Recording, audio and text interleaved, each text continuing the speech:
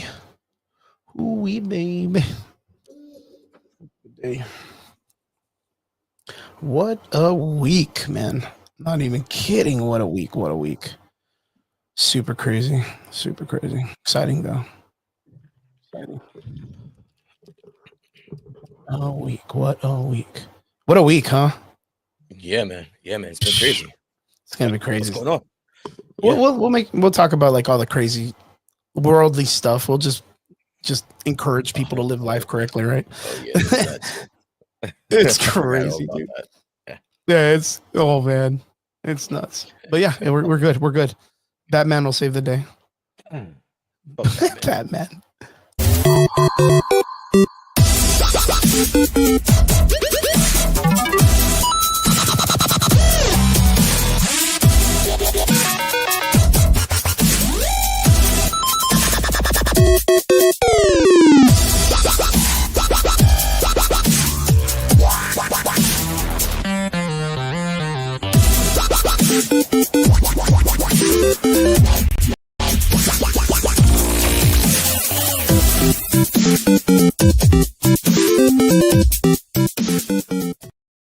What's up? Welcome back. It's Sunday night. You're here with the Average Boys podcast. It's your boy Crispy, and I am joined by my good man Brian D from New Jersey. Brian, what is up, my dude? It's been a while. It's been a while. What is going on, my good brother, man? How's everything going? It's been good. It's been good. It's been chill. I mean, we missed you, man. We didn't get you last week, so we got you here this time. Yeah, it was good. Me and Triggs were. I don't know if you got to skim on the episode last week, man. It was crazy. It was funny. I couldn't stop laughing. It was just a bunch of nonsensical, like crazy shit, dude. I love those shows. Good episode, man. Yeah. I didn't get a chance to catch it, but and normally, which is odd because normally I will watch the shows that I'm not on, just if I'm in the car or if I'm not doing anything at the house. But I did not get a chance, so I'm glad to hear that you guys are oh, dude, it was funny. I think you would have laughed your ass off at a lot of parts that we were talking about. So yeah, it was good. It was very comical, very crazy, man. But yeah, it was a fun show. Got to catch up with Triggs. But Brian, get to catch up with you, man. How you been, man? How's everything going? How's life? Everything is good. It's a little crazy for the moment. A lot of things that are evolving and changing. But it's for the better. So just taking things day by day and again, I always love the chance every Sunday to come out and just definitely a horrible day for the Cowboys. Definitely a horrible day. Yeah, true that, man. But yeah, I do love to put out to the side for at least an hour or two and come on and talk with you guys. So yeah, it's a good thing. True. Yeah, well, like our boy Rob in the comment section says, I don't know why it's showing up as just Facebook. Is it showing up as Facebook user for you too? It is. Yeah, it's Rob, because I could see him leaving comments on Facebook. But yeah, man, the Cowboys didn't do so hot. I know you're a big Cowboys fan. Brian, how did you take it, man? How'd you take all the stuff that's going on with the Cowboys? As far as I'm concerned, football season is over for me. I couldn't care less, to be honest with you. If they lost every game for here on out, I would actually rather that so that we can get a better draft pick. And so as far as I'm concerned, it's over. It's hockey season. I actually went to my first Devils game of the season on Thursday. I had a blast with my friend. My friend Matt came in from Jacksonville. I grew up with him, for years, and he moved to Jacksonville. Every so often he comes back up. It was his birthday, so for his birthday present, his wife kind of organized a whole get together at the Devils game. So I was gonna say I'm guessing that's where that cap came from, huh?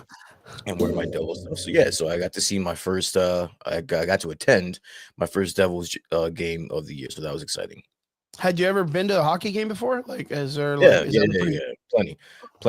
I'm a huge Devils. I'm a huge Devils fan. I actually have a Devils tattoo on my leg, dude. Like, I'm into all sports. I know it may seem a little weird, a black guy liking hockey, but if you actually ever watch hockey, it's fucking great. It's a fun sport to watch. Yeah, it's pretty cool. I have one of my boys, Bruno. He's a part of an indoor hockey team down here. So like he's one of my students and stuff. He's a fucking G, man. That guy's tough as nails, dude. They have a beer league where like during the year they'll like play and drink beer like at the same time. And in my mind, I'm like, dude, this is like a debauchery, bro. These guys are gonna get together and just beat the shit out of each other.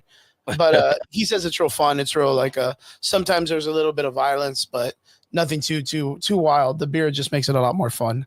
Yeah. But man, can you imagine fucking playing a sport while drinking beer? That sounds fucking horrible, man. That just sounds horrible for your stomach, dude. Jesus Christ. I can't even fathom that. But yeah, that's super good. So the Dallas Cowboys done for the year. Like, so football pretty much for every Texan and yourself is pretty much gone. Onwards to a new sport. Of course, I think we have Tyson versus Jake Paul coming up. Are you gonna watch it? Fuck no, dude. I don't know. I saw a really good interview the other day that this guy said, I'm not gonna watch it because I don't want to see one of my heroes I grew up with get hurt or some stupid shit. Like, I don't want to see him in that light.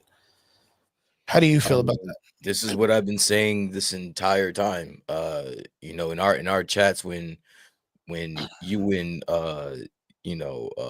Biggie start going back and forth about this shit, and I'm just sitting there like, yo, bro, like I'm not trying to watch. What he was just the reason why the fight didn't happen already is because Tyson had kidney stones or some shit like that. Yeah, he had some health issues, man. Like, I mean, fuck, poor guy, dude. I just can't stand entertaining this shit. It kind of. There's a part of me that thinks like it's the people around him that are trying to encourage him to stay, like, I guess, positive or stay young or stay fit or something, right? Because when he fought Roy Jones, right? If you go back to that fight and watch it, there's like in round 2 or round 3, like Roy Jones is like throwing punches in the air and just kind of like moving around. He's not even trying to like fight Tyson the way he used to fight. You know what I mean? Both of them. And I understand, like, they're not young. Like, there's no way that Roy Jones is going to move like the way he used to. But you're going to see him throw punches like in the air, making Mike Tyson move a little bit. But like, it almost seems like they're just exhibitions to make Mike Tyson happy. And I feel like Jake Paul's trying to do that, but Jake Paul does not have the heart or the humbleness to do that to him, man. Is that what you think is happening? No. I think in my mind that Jake Paul wants that clout, like to be like, well, I'm the dude that knocked out Mike Tyson. Like, so he thinks it's gonna resonate in that format. Well, slow down, because we don't have to dive into why Jake Paul is doing this. We know why Jake Paul is doing this. We know why Jake Paul does anything. Money. Why is Mike Tyson doing this? Money. Exactly. Yeah, money. It's just money. Both of them know that. But like Mike Tyson's out there like really hitting pads and really doing work, and he could just be chilling the fuck out if he wanted it just for cash, but he's kind of taking this shit a lot more serious than normal. So, I mean, good on him, being in close to 60, you know what I mean? Like pushing and looking like he's great in shape. But like, damn, dude, like that's crazy as hell. I'm not going to watch it. I'm not going to support it. Biggie will get it on fucking Fire Stick and we can watch it. Listen, if that's, and I love combat sports. In general. I just love it. But it's something about watching a 60-year-old Mike Tyson fighting Jake Paul. First off, I don't want to watch anything with Jake Paul. I don't give a fuck who he's fighting, to be honest with you. I don't value that as boxing. I don't value, it's a spectacle. It's a circus. You know what I'm saying? It's a form of entertainment, which I can respect it for that. But to take it seriously and to get like have deep dives, and this is let's too much, man. Do that. Yeah, let's not do that. We know we know why Jake Paul is doing this. We know we know why Mike Tyson is doing this, which in itself is kind of sad because Mike was kind of on top of the world just a couple years ago. I don't know what he did with all his money, but I mean, just common sense would tell you that if he was still, rolling around in the money, he would not be doing this. He wouldn't be doing all this shit. He wouldn't be doing this. He needs the money, and it sucks. Yeah. Shout out to everybody in the comment section. It's a little weird right now. Facebook's not really giving us your names. It's just putting up Facebook user, but I do have the stream up on the side of me so I can see everybody in Facebook. So shout out to Dave, Big David. What's up, man? My man. Yes, and sir, Biggie. yes, sir. Leaving in comments. And Moldrick from Twitch. What's up, my dude? What's up? Show me the money. He knows it. Moldrick is actually a good friend of mine. He's in the martial arts community down here also. He's also a coach. He's been in the MMA world and stuff like that. So he understands the combat sports thing. He understands that even the Mike Tyson thing's probably like the biggest debacle in Jake Paul's I guess, current history of life or whatever. So, yeah, it's gonna be dumb, dude. I hope no one watches it. I hope they lose money. I literally hope they hemorrhage money so they never do this shit again. Well, I know I don't think that, because I think that if Mike Tyson's gonna put himself out there like that, he might as well get as much money as he possibly fucking can. So watch this It's shit. contractual. I just know I'm just not gonna watch that shit. It's contractual. Whatever they signed him on, they have to pay him, right? But well, unless it's backloaded, which means he's gonna get money from the buys for the pay-per-views or from the gates, things like that. So like, if people, if you want to support it, I would say do it, because shit, he's doing it to get the money. He's still doing it, man. You know what I mean? So you might as well watch it. I'm just not gonna entertain that shit. Aldrich says I think they're not gonna. He doesn't think it's gonna lose money. I don't know. Probably not. Well, I mean, it's big, bro. Like, and it's been building for about a year now, right? About a year, 2 years now. So like, there's gonna be some interest, Yeah, it's been cooking, right? Yeah, it's been cooking for a minute. I don't know. I just I saw the recent video of them trying to pump up Mike Tyson at 60, being like, "Oh my god, he's hitting pads and knocking dudes over." I'm like, come on, guys, like, just leave the dude alone, man. Like, he used to hit harder when he was in his prime, dude. Like, why are you trying to make it seem like 60s? He's still got it like all crazy. But yeah, man, I think it's crazy as fuck. Just with the Netflix deal, they're already making cash. Yeah. What do you think of that? So, how do you feel about them taking like events, sporting events, and putting them on Netflix the way they're going to be doing that one? Like, how are they going to do it? I don't even understand how they're going to do it. What do you mean? Because they're going to be pay-per-viewing it on Netflix. So like, if you have Netflix, you can see it. You pay like the extra charge and it goes live on Netflix. It's not on any other streaming service, just on Netflix. Yeah. So like, how does that work? Like, I don't even know Netflix can do that kind of like. I didn't know. See, I don't pay attention, but if that's the way that it is, then it's all front loaded then. So that means that Netflix is going to pay you base, and Netflix is basically going to thrive just how any other company streaming service does. They're getting the traffic and they're getting the new viewership. So if you don't have Netflix, or if you canceled your Netflix, you're going to resubscribe or subscribe just to watch this. So that's where they're making all their money. So it kind of works out for everybody. Yeah, it says it's live, and Muldrick says it's supposed to be for free for anybody with Netflix. Yeah. That is wild, dude. That is wild. That's so cool. I mean, that kind of opens up a lot of opportunities for Netflix to do some cool stuff, concerts and everything like that. I think that's a really cool thing for a streaming service to do. That's really dope. Yes. That's extremely dope. But yeah, that's what's going on in the sporting world coming up this week. Not excited. I do have two of our friends, two of my students actually, that are out there training with. How do you feel about John Jones coming back to fight Stiope or so say? Yeah.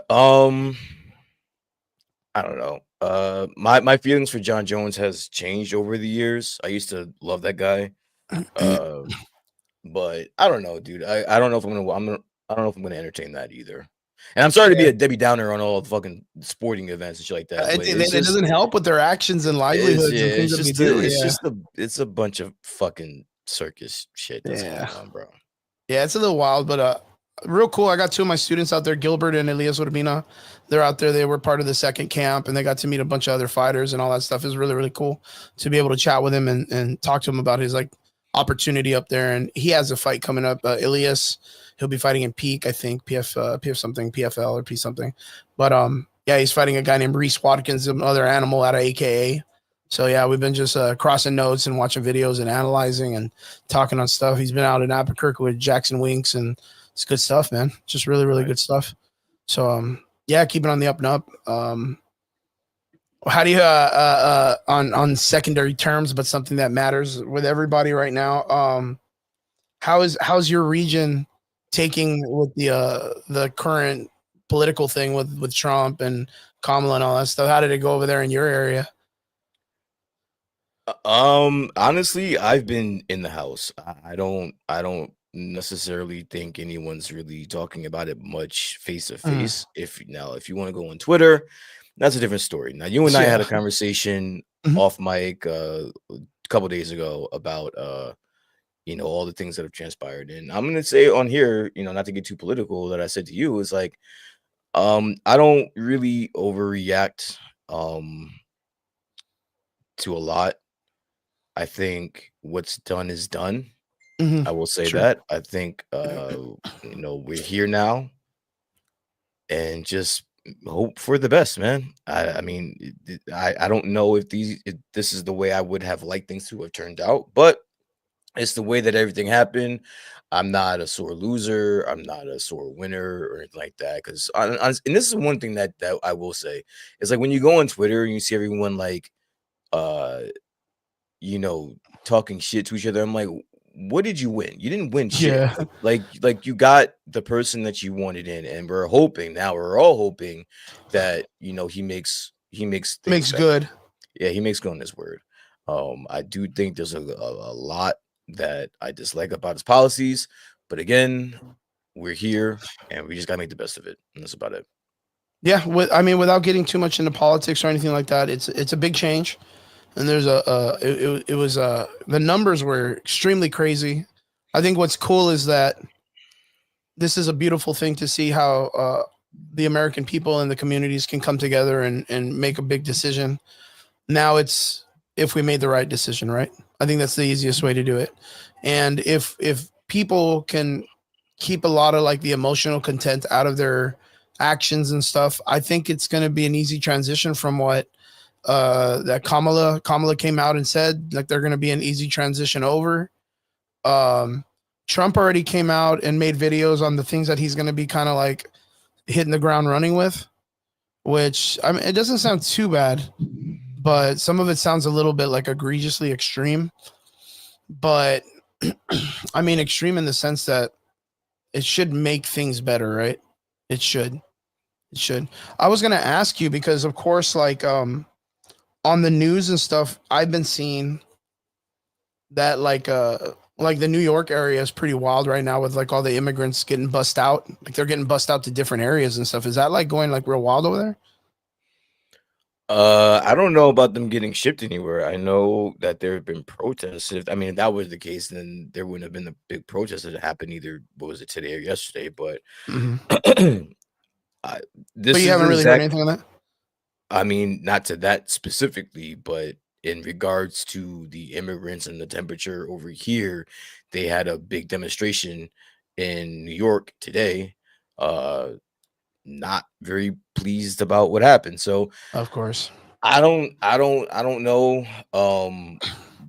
Because you said to take there's I was just gonna let you ride, but there's absolutely zero shot with as many people that are gonna be affected with this that the emotions from everybody are Mm-hmm. not going are gonna stay out. That's just it's impossible. It would have happened if Kamala got in. It would have happened if Trump got in. Mm-hmm. This this is not just hitting on uh you know uh the economy, which was a huge thing leading up to the election, but this is going into like people's rights and education and things of that nature. So once you start getting into things that and religion and things of that nature, once you start getting into that, it's going to be hard for people to not bring emotion in. Now I tend to think on the more rational side, and I try not to let emotion get involved. So Mm-hmm. but I can't speak for everybody else, bro. Like this is pissing off a lot of people. A lot of people are upset. So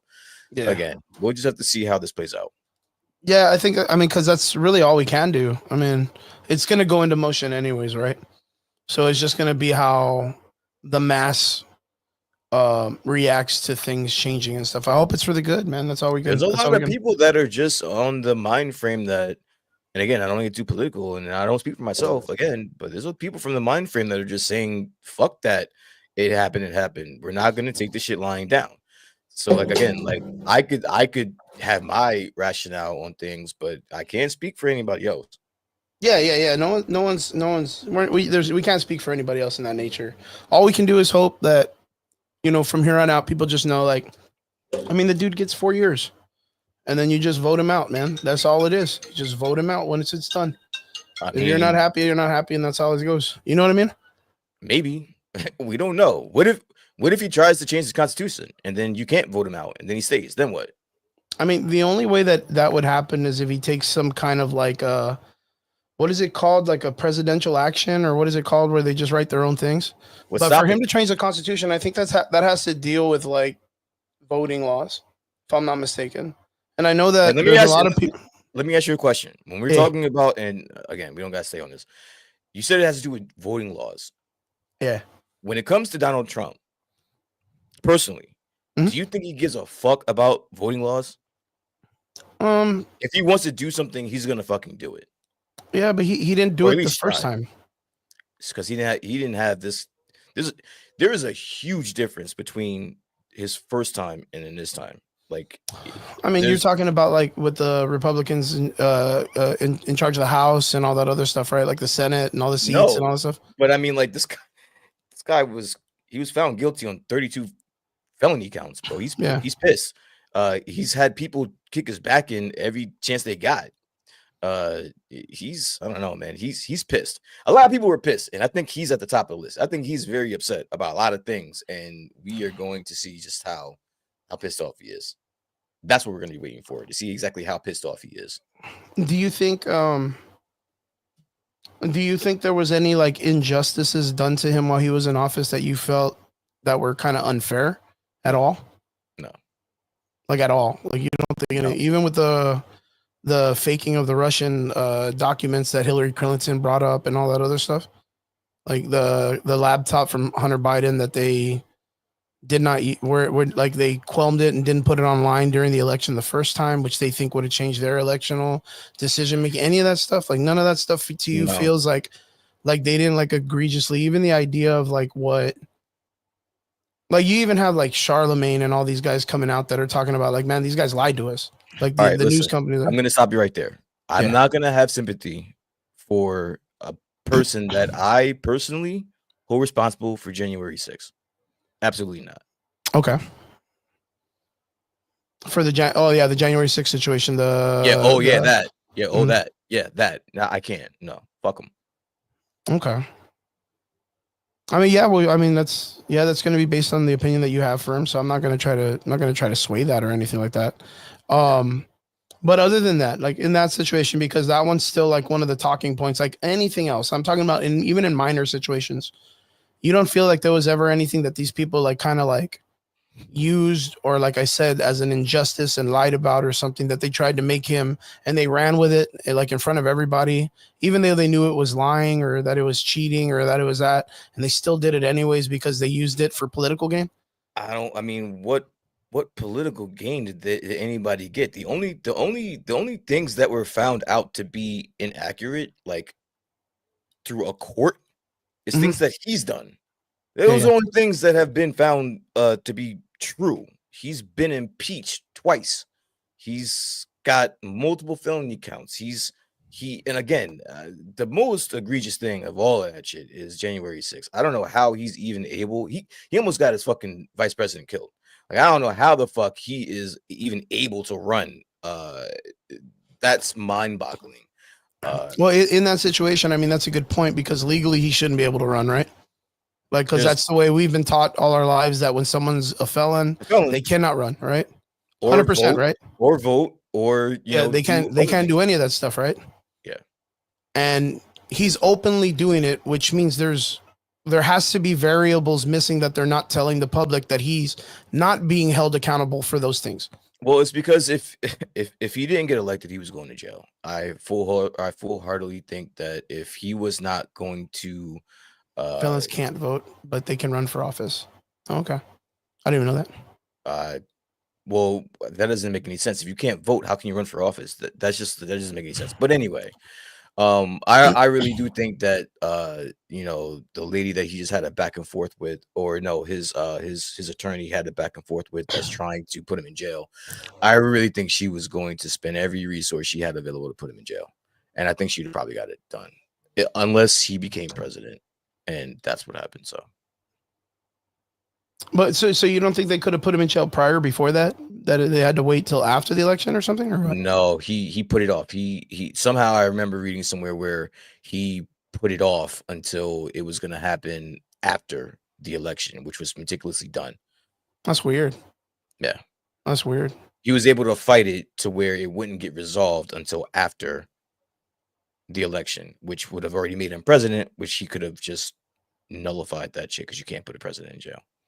Yeah, but you're saying that it's pretty much legitimately done, that he did cause or do something that's like a large felony, but he was able to push that back and win the presidency or whatever. Like, even though they knew he was guilty and all that stuff. Like, how does that work? I don't know. He's already found guilty. It's not like we're waiting to find out if he's guilty. He's already been found guilty, and they were in the process of putting him in jail, which is the reason why his attorney was having a back and forth with the lady that's trying to put him in jail, just like yesterday, the day before yesterday. It's because they were able to hold it off until after. Isn't that weird though? Like, you don't feel like that's just weird? Like, that doesn't make sense. It doesn't make any sense. Like even with what we're talking about, like even with what they said earlier, like someone said in the comments, Muldrick, right? He says a felon cannot vote but can run for office.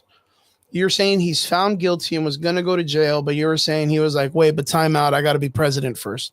And if he wins president, the court and the judge and everyone knew he was going to go above them and beyond and not get it. So he's not going to go to jail. He didn't say time out. He appealed it.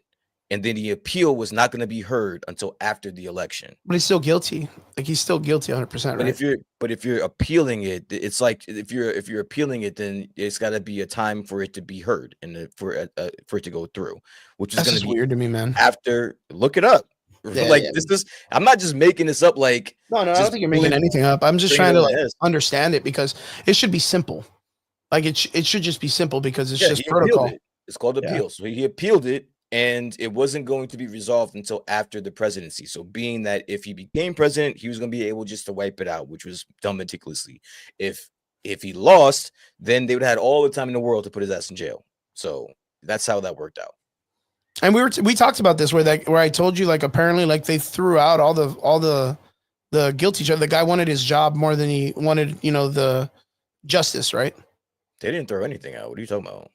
Yeah, the guy who was holding all the court charges for the court appeals for Trump, the 34 counts or whatever. Okay. They said he was going to get fired, and instead of him getting fired, he chose to just drop the court case.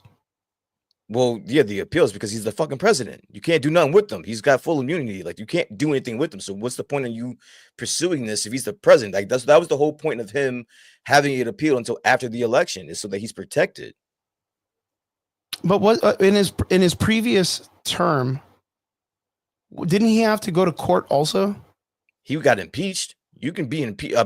Clinton got impeached. That doesn't mean you're going to get kicked out. There is a process that after happens that means that you get kicked out, but you can be impeached and still be the president. Yeah, it's just super weird, man. I don't know. Muldrick says he was found guilty. We remember that, the 34 counts, and when you appeal it, the case goes into a higher court system to see if there's any suppressed evidence, like they denied the impeachment files, that the courts found him not guilty.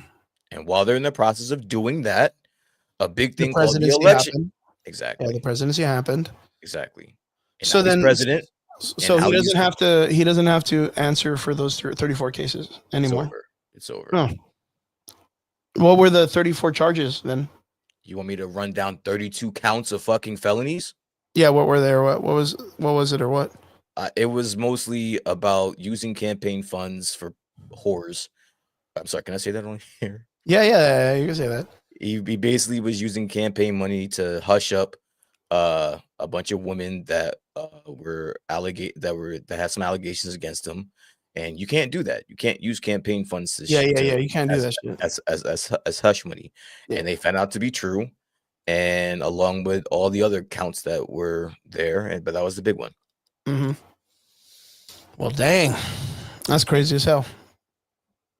Well, I mean, what can you do if that's the way it is? Him paying out of his trust fund a lawyer that would pay his affairs. Exactly. So basically, the campaign money. You don't get in trouble for trust fund. You get in trouble because it was campaign money or whatever he tried to say that it was. They ended up having to do research and found out that it was campaign money. That's the reason why he was found guilty. He wouldn't have been found guilty if it was for trust fund money. He got found guilty because it was campaign money that they were able to trail, and he used that as hush money. Oh, dang. I do remember that shit. I do remember that part, but yeah, I I don't know, man. It just doesn't make any sense to me. Like, I don't feel like they should have allowed him to run if he was under an investigation already or whatever.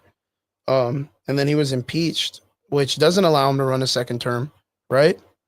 That I don't know. But you said he was impeached twice, Yeah. right? I don't know if that means you can't run again though. No, it means you can't run. You can still, you can still be active president even if you get impeached. So I don't know if that means you can't run again. No, when you get impeached, you're not allowed to run again. Like that's it. Like that's your last chance. That sits over the next term for you. I don't know what to tell you. Yeah, so it just I don't know. There's a lot of weird shit that just doesn't make a lot of sense. But yeah, man, like we talked about it on the phone for a pretty long time, and it was a good conversation. But yeah, it's 4 years, man. It's just the guy that we got. Do I think he's going to change the constitution? No, I don't think he will, because he's got too many smart people around him to let him do that kind of shit. Like Tulsi Gabbard's not going to allow him. When I talk to you, like that's my girl, man. I love Tulsi Gabbard. And her being so passionate about the United States as a country that she's fought for, she's not going to let him change the constitution. That's weird as shit. So. And yeah, I mean, it is what it is. We're just gonna have to sit it out and wait. It's already gonna happen anyway. So, yeah. If you're found guilty for the charges that you're being impeached for, impeached is when you get fired. Yeah, you just pretty much get fired for being president, man. That's pretty much what it is. But I think there's a different. We don't have to keep talking about it, but I know that you can be impeached, but then there's like another process that has to go to like either the Senate or some shit like that, to where they can vote you out. They don't have to vote you out though. You can be impeached and still be active president. Like you can still, because you still finish out your term or whatever the fuck, right? Like, and then but when you get impeached, like, and it gets like solidified, you're out anyways. But if they want to impeach you like right away, like to get you removed, I think, and you still have time, like I think they can do that. Yeah. Imagine getting head in the Oval Office and lying under oath and still not being found guilty. That's so funny. Fucking Clinton, man, he was a gangster, bro. He was crazy as hell.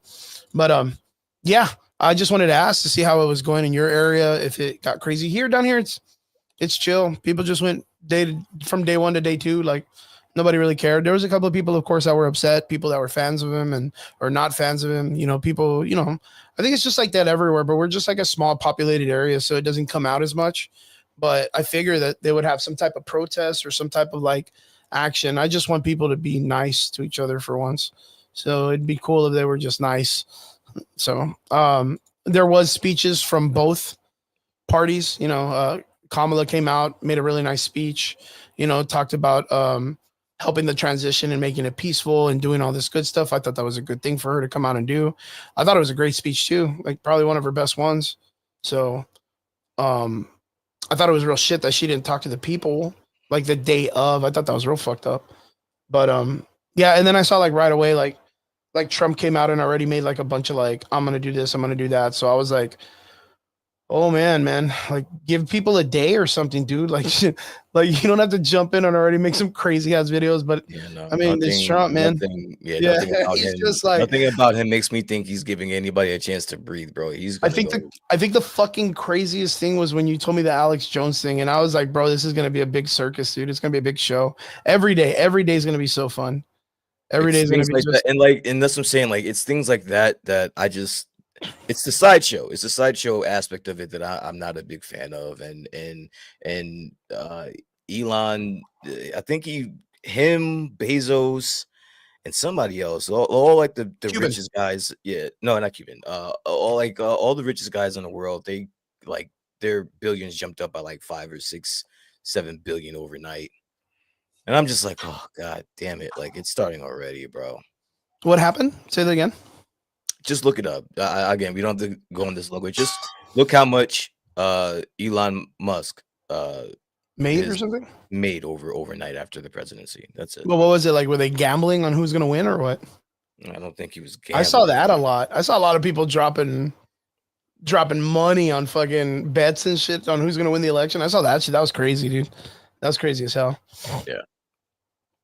Yeah, that's a good point. Elon used to be a Democrat, but the only reason why I'll tell you, like, I think I mean, I told you straight up, I voted Trump, but that was because of Bobby Kennedy. I am a big, I'm really big on the health issue that he was bringing up, and I think that's super important. I think he was the for me that was like the factor. Tulsi Gabbard, I told you that's my girl. That's my love right there. I love that chick. But Bobby Kennedy was the one that changed my whole opinion on it. And I'm so excited to see how he's gonna just attack all the FDA and like all that shit, man. Like it's super crazy on how many people I've been noticing like around our ages and even younger that have been dying of heart attacks and getting diabetes and getting all this shit. It's out of pocket on how horrible it is. And I'm just I need that to me the altercation of health needs to change. Yeah, I Like like that's him too. I like him too. Don't oh get yeah, me you wrong. were telling me you're a big fan of his too, I man. like him too. I just don't know if I like him enough To go, yeah, to go to to that follow. to go to that extreme. I think that's very extreme. If somebody does, if it's some, you don't have to eat McDonald's, bro. You don't No, have to eat the Big you Mac. don't. Like you don't have to eat it if you Well, want to be you healthy. don't have to eat McDonald's, but when you go to any store, they have a bunch of pesticides on your fruits. Like no So matter then what you're eating, grow there's your shit own all over it. fruits. Grow your own fruits then, if that's what you're worried about. Like, and it's like not to be argumentative. I'm just saying again. I love what he's doing. I think he's going to be Yeah. a great asset on the administration, 1,000 on the cabinet, 1,000%. I just don't think it's worth it though for that. Just put down the fucking Big Mac. You'll be fine. Go Yeah. Quit outside eating and bad. go for Quit eating yeah. bad. Go for a run and for a jog. If you don't want to eat the pesticides, you don't have to, bro. Yeah. If You can go to a farmer's market and not worry about the pesticides, or there's ways to de-pesticide your food when you get it at home. Like there's things that you can do. yeah, yeah, of course, it's always been that way. But to know that there's actual companies out there that are putting in like yellow number 8 and all these things that they know like equivocate to cancer and diabetes and they don't care, but they're still selling to children. They're still making Mountain Dew. They're fucking making fucking, bubble gum or whatever that fucking has food dye that kills you. Like, and they openly do it. It's one thing to be like, well, just don't eat it. And it's like, well, tell the $1 billion company not to Stop be making it. using that. Yeah. But it's already embedded in our society. You know what I mean? You go to schools, you look at children, they go to schools and all the schools are buying food from the certain companies that are able to mass produce. And the only way they can do that is to raise cattle and cause inbreeding between cows and make mass population between the animals. And then the meat comes out like, wrong or deteriorated. But all those companies are like, well, if you want organics, you're going to have to pay, $100 a pound for steak. It's a really bad industry that needs to be like it needs to be taught a lesson. I really think. I'm just glad everything's over. This shit was Yes. way too fucking long. I learned my lesson the first time. I'm never arguing with anyone that has a different political view to me because it doesn't make any sense. No one's gonna get anywhere. So I respect your views. I respect everyone else's views that that like the president. I just have a difference of opinion, and again, at this point, I'm an American first. So we'll see what he does. Yeah, we got to see what's up. I hope these 4 years go nice, man. Uh, yeah, that's about it. Well, fuck it. Onwards into the real part of the conversation. Sure. We just got to know we just got a new president. That's it. We talked about it real quick with Triggs. I was like, hey, bro, we don't know what's going to happen. Let's just hope for the best. So we're here now. We've crossed that speed bump and let's hope for like a fucking no potholes, right? Onwards into the first part of the conversation, into the nerd stuff. We had some really cool stuff drop this week. We had some DC news. We had some Marvel news. We had some Star Wars news. But for me, I'm excited for one thing because of the factor of one of my favorite shows, a really, really well-made show, very like masterful. Brian hasn't had the opportunity to see it. I've seen the first season, but I haven't seen the first 3 episodes of the second season. We have a drop for Arcane season 2, Netflix, World of Warcraft, or League of Legends. I'm sorry, but yeah, Brian, have you ever heard of the Arcane show? Have you ever dabbled in it or anything like that? Nope, you've been trying to get me to watch it for like the past 2 years, and I just It's been a minute. It's been a minute. I think even Triggs and Biggie didn't watch it, right? And then I got Biggie to watch it, and of course, Biggie is a fan of everything. He will be like, "Oh man, everything is good. Venom 3 was the best. Madam Web was amazing, and he's just the craziest and great. He's just like good for the companies, right? But Triggs too. Triggs, I don't think I got to see it in front of my Eels too. Didn't get to watch it also, but bro, it is fantastic. It really is. The art is amazing, three-dimensional with grease pencil being used as like the cover. So it almost looks like an oil painting that they're using, like an oil painting kind of work. Yeah. And then the music, the soundtrack is amazing. There's a lot of great artists on it, including like Ali, what's this girl's name? Ali B or something like that. Becky G. Becky G. That was like a completely different fucking name, wasn't it? You know Becky G? I don't know who that is either way. Allison Bear, you know Allison Bears? No. Beer. No, they're Should great. I? Man.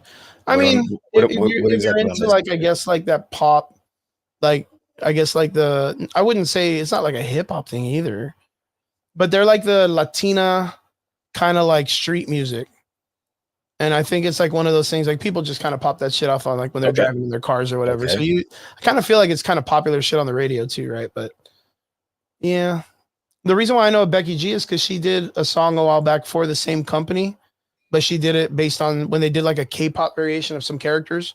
It was called KDA. Really, really good. They make some really badass. Is K-pop still a thing? Like, do people still listen to that? Or yeah, dude. Yeah. Well, I mean, in Korea, I'm saying here because there was like a big wave over the last like year. Oh yeah. And did you ever watch that band I told you about? Remember when I told you and I was like, "Yo, watch it." You didn't watch it, Brian?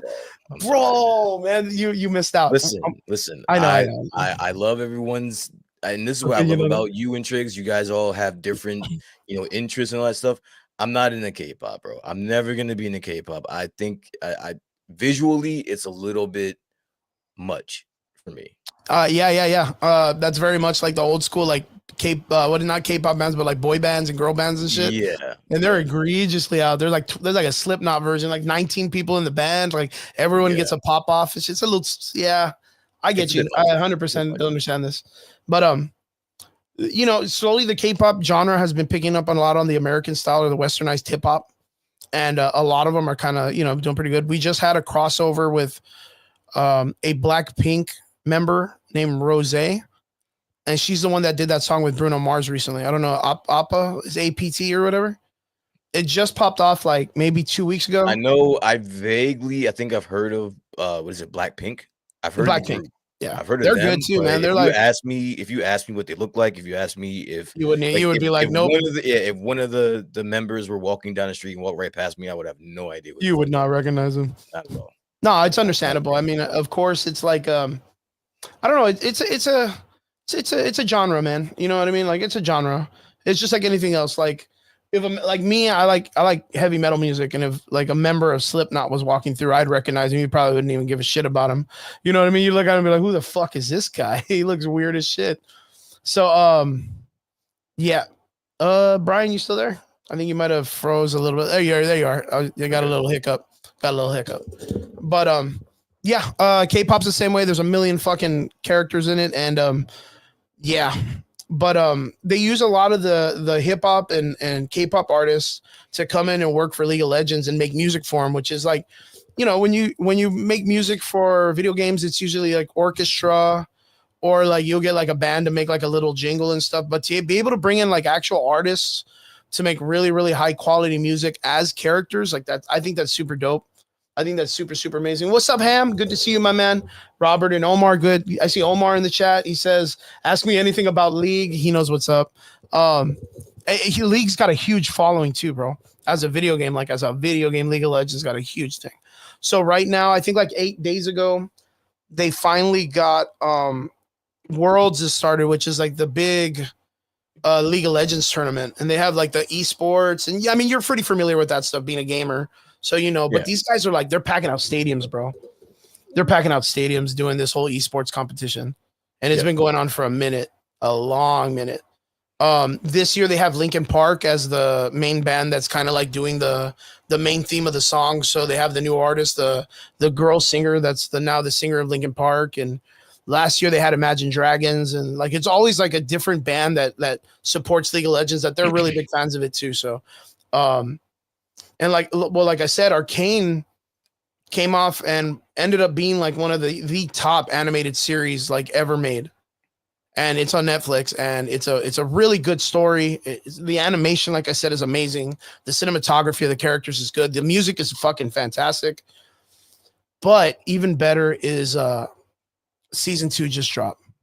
Season 2 just dropped. We got our first 3 episodes. It just dropped on Netflix, and man, I'm excited, dude. I'm really, really excited to get back into this. This is a great show. I hope Brian, that I can intrigue you a tiny bit to dwell into like maybe the first episode, and maybe the animation hooks you, or maybe something, and you watch it. But I think it's a well worth show to sit down and watch. I think it's only like 8 or 9 episodes. I mean, fuck, we sat through what was it? Alkalite. You know what I mean? Like, we sat through that, and that was rough. Like, but to be told by like hundreds of people, like, this is a great show. Like, this is a great show. I think it's worth it. But I think, yeah, like, if you haven't seen it, I think it's something that it's not going to catch your eye yet. But you know, it's the same thing with like me and Penguin. I know Penguin's a masterpiece. I know people are telling me like it's really fucking good. So I know I just have to find my time to watch it. Like, I have to find my time to watch it. If you get there, you go. Perfectly said. This is my Penguin. There you go. Yeah, if you get a chance, I recommend it. I recommend, you know, first 2 episodes at least. If it's something that doesn't catch you, you can be like, nah, wasn't my thing. You know, but I'll give it a shot. I really recommend it. I think the art is going to be the thing that impresses you. I think the art's going to impress you. But yeah, guys, just letting people know, I'm a really big fan of Arcane season 1. Same thing with Vox Machina. Vox Machina dropped like a month and a half ago, which is really good if you're into Dungeons and Dragons. Season 2 just dropped. The first 3 episodes are on Netflix, guys. Don't forget to go check it out. Super worth it. Onwards to our next part of our conversation, Brian. I didn't get you here last week.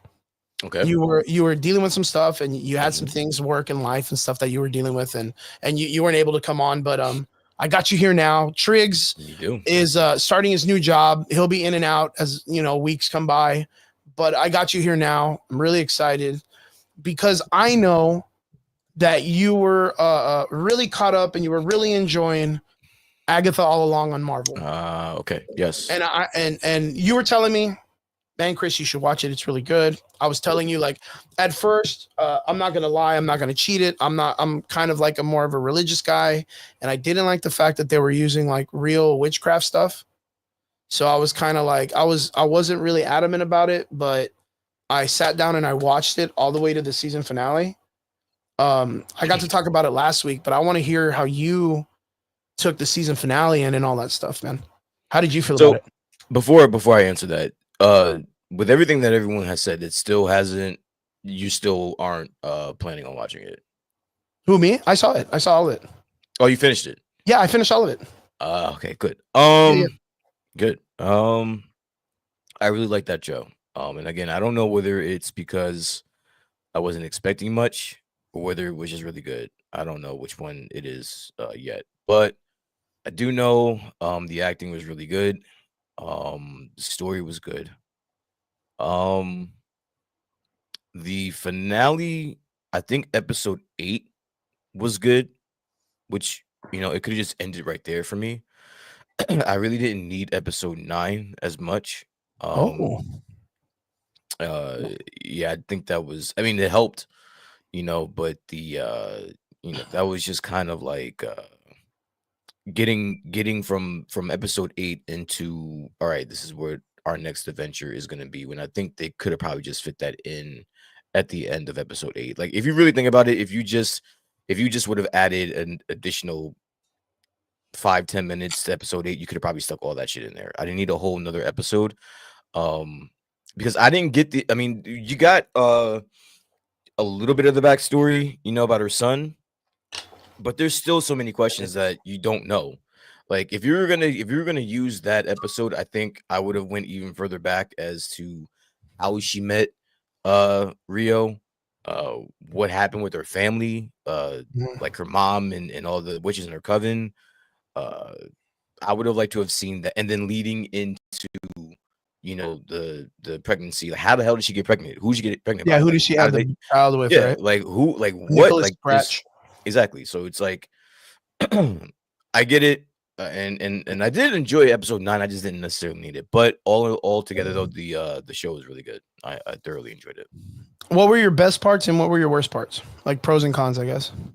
Well, I'll start with the worst parts or the parts that I didn't care for because there weren't that many, but I think they rushed a lot of it. They didn't Okay. flesh out a lot. Again, you're left. The one thing I don't like, that Disney does a lot is that they always take for granted that there's going to be another season, right? So they always leave things Yeah, open ended. They I agree. leave things to the imagination because they haven't touched on it yet. And who knows if there's going to be another season? So if there's no other season, then we don't have any resolution to some of these questions that I have. It's a good point. It's a really, really good point. So that's my only thing is that it felt a little bit rushed, and there were just some things that just weren't explained to me that I would have liked to have explained to me. But other than that, everything was great. I think what's the chick that plays Rio? Aubrey Plaza. Aubrey Plaza. Aubrey Plaza. I think she did a phenomenal job. I think Catherine Hahn did a great job. I really, really liked the part. I think it was episode 7 or the beginning of episode 8 when Rio kind of calls Agatha out about hiding lying about the teen Billy. Billy. Teen's real identity. Yeah. And then they have to make afterwards they have to make like a truce or something for it or whatever. Yeah, and then afterwards she walks over to like the backdrop and just tears a hole in reality. Yeah, that was so cool. Just walks through the shit. Like that was fucking awesome. So it was things like that that really caught my eye. I really, again, the acting. I liked the story. It was very. I don't want to say perfectly, but that's damn near perfect writing. And I hope that the chick that wrote this and showran it has an opportunity to do more with it because she gets it. She gets this aspect of the MCU, which is like the witches and the magic and the Agatha, the supernatural unknown and stuff. She gets that shit. So I would like to see her in more stuff.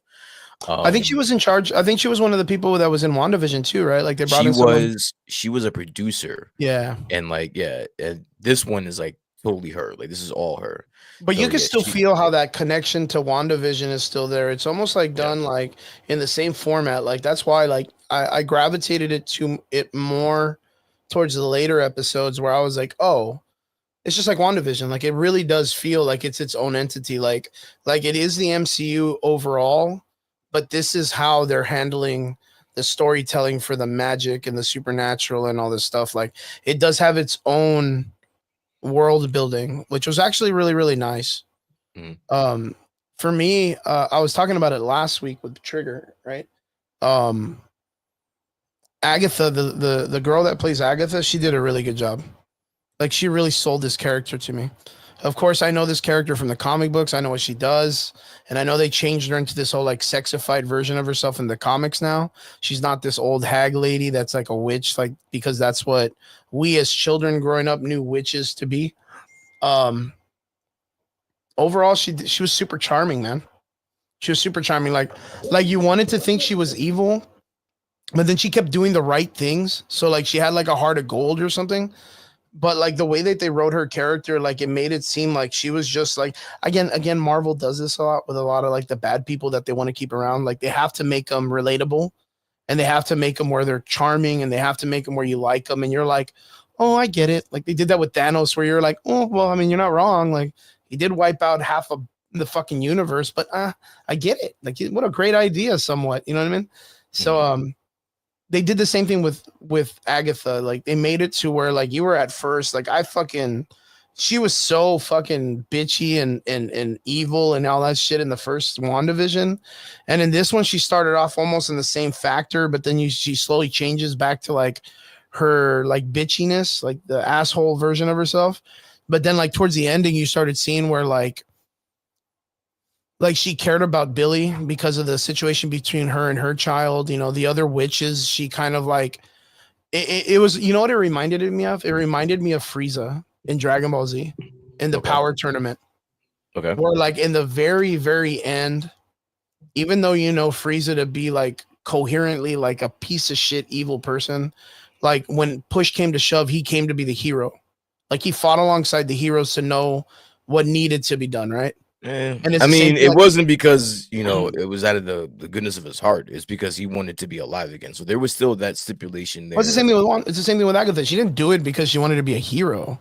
She did it because she want power back, get out of that shit, and live for a longer time. She didn't want to go with Rio, but she ended up Rio. But she ended up needing to sacrifice herself. But it's because she knew she had that spiritual part too. She wanted to be able to come in from the afterlife. So in the comic books, the ghost version of herself is the one that becomes the nanny too. Like she ends up still being around.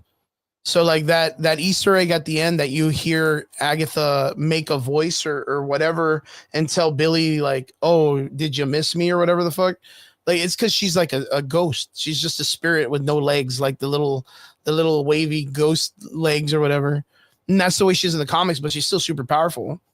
So like I think she did that on purpose, knowing that she was going to be able to somewhat beat death because she found a loophole. And I think it's like the sacrifice, right? Which is I think they even mentioned that in this series where they were like, oh, she sacrificed herself. We can use that, right? Because the sacrifice is always like a way to transcend, like to get an extra punch to get to heaven or some shit like that. It was the Constantine, remember? Do you remember when Constantine, he like sacrifices himself and the devil tries to take him and he can't? Yeah, but I just don't see the correlation here. But I was just listening. I don't see the correlation because she again, it was selfishness as to why she came back as a ghost. It wasn't because she found a way. She said that she just couldn't face her son. So she was scared. She just didn't want to face the reality and in her reality, whatever. So she became a ghost, which was kind of like, a coward way out. So I get what you're saying. I think they made a very good effort into making the distinction that she's not a good person at all. There's Yeah. no redeeming qualities about this lady, even though she's going to be this ghost that's helping Billy become whoever he's going to become. Yeah, This he's got lady, to go look this for lady, his brother. this lady is awful. So, I think they did a very good job at that because at the end, she was still going to give him up when it came down to either him or her. She was Mhm, going to give him up, mhm. before he tapped into her head and was like, "Yo, bro, like, are you really doing this? Like, is this what Yeah. your son had to go Remember through?" who you are, bro. Like what is it from Wakanda Forever and shit? Yeah. Remember So, who you like, are, show them who you are. yeah, this lady doesn't have redeemable quality. Like, yeah, maybe she gave herself up, but that was kind of, I don't know, dude. Like, she was really about to serve him up on a platter. Yeah, and there's even a part of me that thinks that she did that on purpose to get behind her, like to kind of like get her attention to somewhere else so she could like surprise her or some shit. I thought she was gonna like surprise attack her from behind or something. So, Yeah, but no, I do agree with you, Mike. This show was really, really good. I really yeah, enjoyed it. I enjoyed it. I thought it was fun. I really liked how they brought in Wiccan and the way Wiccan looked, like his costume, His like costume was awesome. everything about it looks super fucking good. When I saw that, I was like, yo, we're getting the Young Avengers, dude. Like my brain was like we've seen all the characters pop off in some way. Kate Bishop, Yelena. We've seen Kid Loki. We've seen the Patriot Kid. We've seen America Chavez. But now that I've seen Wiccan in like full fucking costume, I'm like, dude, this is 100% gonna happen. Like it needs to happen. He looks so fucking good in that costume.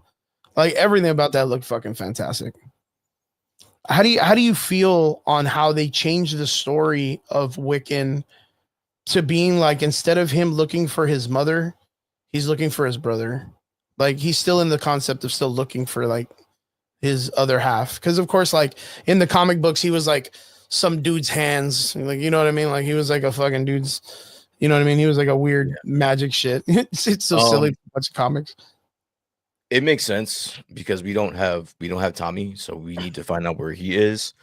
And Wanda's she's gonna be there. She's shacked up with Doctor Doom somewhere, waiting for the story to get to her. So we'll get around to that, and it's gonna mean more if we go on this whole ride. You know what I'm saying? And it's first we had to get Wiccan. Now we're gonna get Tommy or what is his name?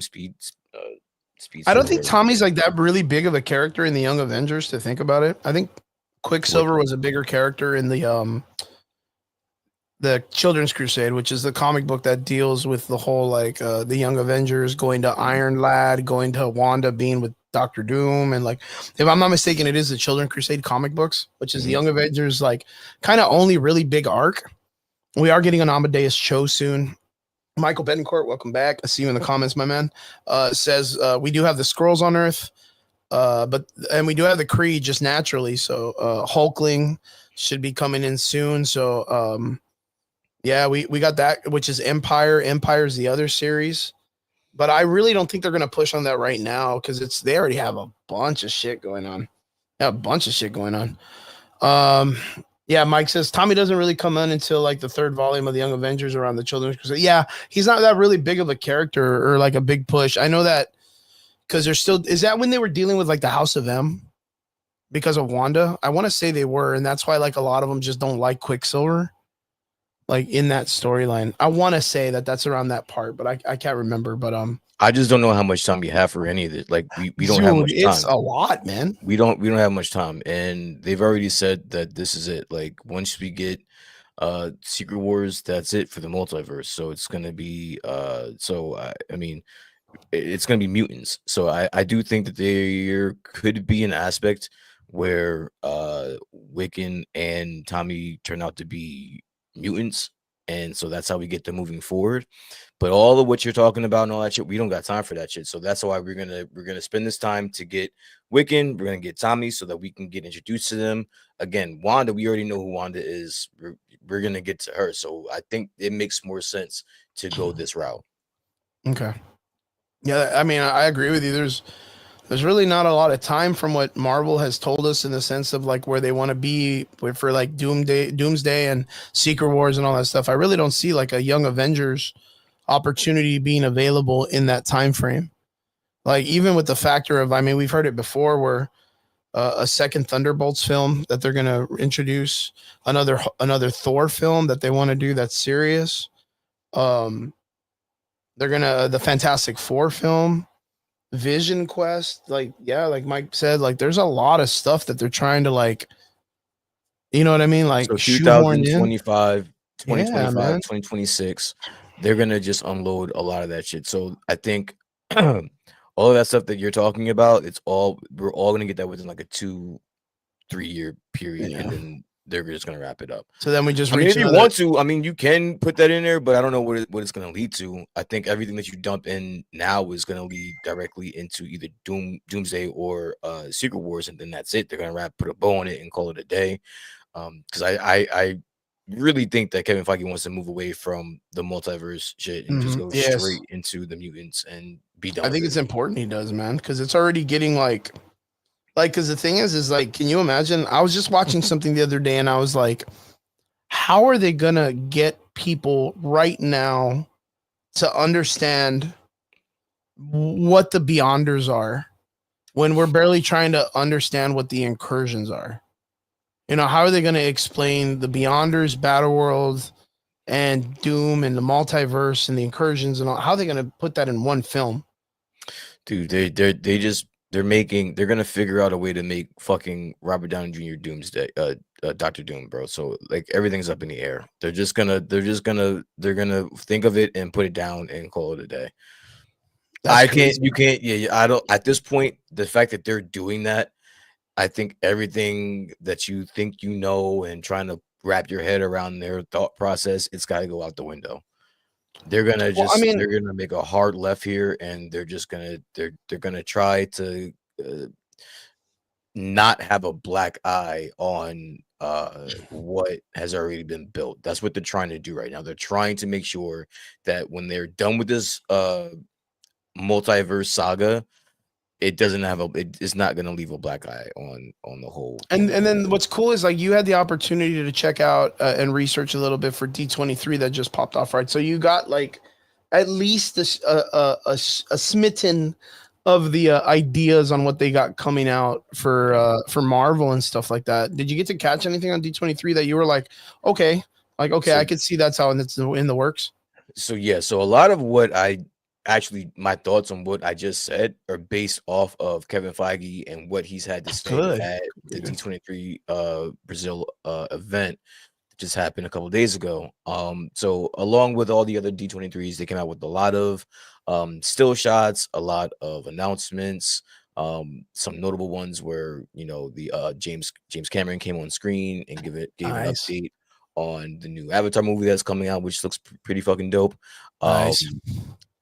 Daredevil had another update, saying that this is I think Vincent D'Onofrio came on screen or he might have been at the no, he might have At came the on event. screen. I think he came on screen and said that this version of Kingpin is not like any other. He's extremely violent, and they are all in on making this the Daredevil that we want it to be. Um, they also went over a lot of the Disney Plus shows. In addition, so like the What If season 3, which got a little bit of a buzz because along with White Vision that they're gonna have in here, and they also showed Storm, an episode with Storm and Mjolnir. Yeah. That is Yeah. going to break the internet. So That's dope. a lot of people are anticipating that, which was Thorcore, baby. Thorcore. yeah. So that was there. And then also we got new posters for Captain America 4, along with a little bit of a snippet. I think it was called like the what's the character's name? The black super soldier. Oh, you Sarge? No. You're talking about Bradley. Yeah. So we ended up getting like a little bit of like a specific trailer towards him and where he fits Isaiah Bradley, where he fits in. I don't know why I couldn't think of that. Isaiah Bradley, where Isaiah he Bradley. fits in all this, and it was pretty dope. A lot of people, kind of aren't feeling it and have a lot of questions. Also in addition to that, there is news that they're still doing reshoots for Captain America, which Oh is man, oddly insane. that's bad. If anyone that's been paying attention, you know that the screen testing of this movie is not doing so well. So they're trying to do everything possible to not have this fall on his face, and it doesn't seem to be working. So we'll just have to see how this works out. But the one that did make a lot of splash across the board was the new Thunderbolts trailer, which I thought was very good. It Yeah, made look good. this movie seem like it's a must watch, which I think is the objective of any trailer. What were your thoughts? I know that I posted both of the trailers in the chat. What were your thoughts on both of those trailers? Thunderbolts look good. Captain America look questionable.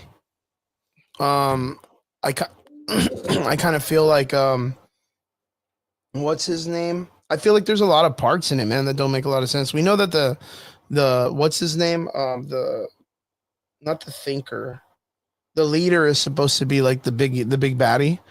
So what I think he's doing is he's using the Winter Soldier program he's going to capture Isaiah Bradley and put him under like the lights and the names and all that stuff like they did to Bucky a long time ago. So they're going back to that room that they did a lot of the Hydra stuff. Mhm. And that's where you get Isaiah Bradley doing the thing where he like assassinates the president. There's another one where like there's a Sam Wilson and a girl in like a hallway, and the girl's pointing a gun and she's like, put it down. And then all of a sudden this guy's like firing at a door, like his gun, just a soldier.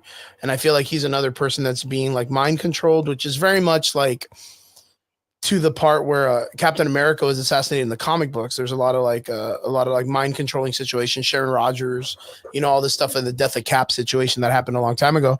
It's kind of correlating with a lot of like the darker versions and the espionage of the Captain America stuff. Yeah.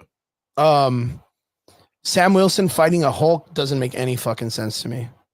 Okay. So like that's wild as shit. Would it make so, sense if somehow he were able to get some super soldier serum? Would that make sense? Fuck, I mean, that would make any sense. I mean, there's that one part in the fucking trailer where like he like flies and then fucking lands on his legs and he's like, wait for it, and you see the fucking shockwave from the bro, that would have broken his fucking legs, dude. I don't give a fuck Bro, what this is kind of don't do costume that. he got. Don't do that. I Don't mean, do it's that. a It's comic book fucking Marvel. movie. Come on, yeah, It's let's not do fictional. that. Like It's I'm gonna fictional. give you the fight of Red Hulk versus Sam Wilson's Captain America. I'll give you that because that's a little bit far fetched, but the visual effects of his fucking Mach 1 suit causing that. Come on, bro. Give me a break. Come on, dude. He would have broken his goddamn legs, It's dude. a fucking comic book movie, bro. Yeah, I get it. I get it. But I thought that was silly as fuck to watch. I was like, how did he land that way without like blowing out his fucking ACL or at least something, dude? Even though he's landing, his back leg looks like he's got his shit all twisted, man. Like no support, no support. But yeah, like him fighting the Red Hulk, I don't see it happening. I see something. There needs to be someone else that pops in to help him out. And I don't think like a Black Widow, like they're trying to make that girl that they changed the name of and the Jewish character and all this stuff, like their Israelite character. I forgot her name, but they're changing her whole thing, and she's supposed to be like another Black Widow. I don't even see her being able to help this out. In the trailers, it looks like either one or two things that are going to happen, which I don't know how I feel about either one of them. And I'm sorry to cut you off. I think it's either he's going to take a super soldier serum, or they're just going to nerf the Red Hulk. Yeah, I could possibly see that. I don't think he's going to take a serum. That's the whole thing about Sam Wilson is he doesn't take it. Like that's what makes him different from Cap is that it's a normal man living up to the prowess of what Captain America do with the super soldier serum. Yeah, but does it work? Nah, it doesn't fucking work. Like like 100% it doesn't work because Cap has never had to fight a Hulk without the super soldier serum. So yeah, dude, yeah. The only other thing that I could see what happens is Mark Ruffalo's Hulk comes in, which is going to be the base to start World War Hulk in some way because that's the next film that they want to get into. So he's going to come in and assault the president, and then you're going to realize, like, why is this normal person as the Hulk assaulting a president who's another Hulk by accident and being mind controlled by the leader and an assassination attempt or some shit. Like, and they're going to make the Hulk like fucking, what is it? #1 in the fucking America's Most Wanted or whatever. And that's where we're gonna get World War Hulk, right? Okay. So I'm just shooting that in the dark. It's not too bad. The only other thing that I could see happening is Valentina brings in the Thunderbolts with the Sentry, and the Sentry knocks him out, which proves to everybody like, holy fuck, you know, we got a new power guy in the game. Not just a dude that's tanking bullets and looks like he's got a cape, but like they're gonna be like, yo, Big Yellow come in and he's gonna rocket right in and you're just gonna see him like and then boom, the fucking Red Hulk goes out and he's just standing there and everyone's just like, fuck Captain America, we got our dude. You know what I mean? And then Sam Wilson's in a whole other thing where he's not Captain America, you know, he's not good enough, you know, the Thunderbolts are here, everyone's bowing to this new guy. Of course, like everybody knows the Sentry's a fucking he's a wild card, super fucking wild card. I don't like that. I don't like that because I think we have been waiting for the Red Hulk since Iron Man 1, since we knew that since the Incredible Hulk. Yeah. We've been waiting for this character since the beginning of any of this shit. Yes. And you can't have him come in his first movie and get tanked by fucking no. I think that's a horrible fucking idea. But you have to remember what they did with the Red Hulk in the comic books. Like at first it was the factor of like the whole secret identity, him coming in, but they used it to substitute the Green Hulk because of course Universal Studios owned those rights and they didn't want to be making money for those people. So they were trying to like suppress by pushing the Hulk character down, like the way they did the X-Men, right? But then, but it didn't work. There were so many people that loved the Hulk that there was people complaining that they had to bring the Hulk back. And then from there, what they did with the Red Hulk is they made it to where like he was this like the powers only work for like 30 minutes. Thunderball Ross didn't even really want the power. You know, Betty Ross was more important because she was the red female Hulk. Like they started, you could see where they started moving. It's just the Hulk is such a crazy, like beloved character There's no way something's going to come and just take its place. And of course, Harrison Ford coming in. Yeah, but then why do it then? Like, I get why they did it back then. Why do it now, though? I think in the factor that it leads up to a good World War Hulk, right? I think that factor leads up more. If so Mark Ruffalo's Hulk in the first time you see him, so that you can get more from him in World War Hulk, or you're gonna because what's gonna happen is after that, if he tanks the Red Hulk and everyone's scared of him because he's going crazy, and the Green Hulk comes in, does the whole "there's no one else stronger" thing, but he assaults the fucking president of the United States, like everyone's on his ass. So then, like, it doesn't matter where he goes. I get that part. Where does that leave the Red Hulk moving forward then? He's gonna have to be where he's in like the U.S. government version, where later on the Red Hulk is like this general, back to Thunderbolt Ross, mustache. He's just part of a team. Like, he's not even like a big factor. The comic books, when he first introduced, when no one knew who he was, is when people cared about the Red Hulk. That was it. But through and through, like, Green Hulk always kicks the shit out of him. Like, always kicks the shit out of him. So like, there were really cool adventures, but they were just like, they were fillers. They were fillers for the Hulk not being there. So like, I don't think the Red Hulk is really going to go past this. And the reason why is because I don't see Harrison Ford wanting to do this for trilogies. You know what I mean? Harrison Ford as an actor is just like, no, I'll do a one, but don't fucking keep me in it. He didn't want to be Han Solo. You know what I mean? He wanted to be killed off after the carbonite thing with Darth Vader. Like, when he said, "Princess Leia, I love you," he was like, "Yo, I thought you should have killed me." So like, Hans, like, he doesn't really like to do these long going efforts, especially like, this is his first time doing green screen CG. And then hearing Mark Ruffalo as an actor complain a little bit on how hard it is to do it. Like, you know, Harrison Ford's not going to want to do that at his age. I guess. Yeah. Like, you know what I'm talking about, right? No, I get what you're talking about, but then that just means that this character means absolutely fucking nothing then. Yeah, 100%. I don't think it means anything. I really don't. Like, Thunderbolt no, Ross, I believe it because you make a valid point. I can't argue that. You make a valid point. That just doesn't then why even fucking do it? You could have picked any fucking villain. You have a plethora of fucking villains you could have had for the big bad in this movie, and you chose the one that's people have been waiting for years. And you're not gonna do shit with moving forward. It just doesn't make any sense. I mean, it's cool. It's cool. Like, he's probably the most famous out of the Hulk's galleries that people know that he's a thing, right? Like, people know he's a thing. So other than that, he really doesn't have any like like I said, other than when the secret identity thing was going around, he really didn't have any like stake in the game. So for him to come in, even for them to do it the way that they're doing it right now is weird, because of course, like, it looks like in the trailer when Harrison Ford is changing, it almost looks like he didn't even know he had that in him. You know what I mean? Like, he's looking at himself like, holy shit, what am I doing or whatever? Like, look at my fucking hands or whatever. And it just looks like the leader put it in him without telling him. And he was supposed to be like this like secret weapon or something like that, like this secret weapon for the leader. So, I mean, like I said, it's going to have to all play out, because then you have Giancarlo Esposito in the back with a hand cannon, you know, walking around just trying to shoot the fucking Falcon for no reason. So like, I don't even know what the fuck that's going on. So like, I feel like there might be like too many plots going on at once from what it looks like. I think you're right about that. Yeah. It looks like, did you feel a little weird seeing him walk with his gun? Like, and talking like, I think it looked weird because I know he's only here to try to save this movie, so it kind of looks forced. I think that if he was a part of this movie from the beginning, it would have been fine.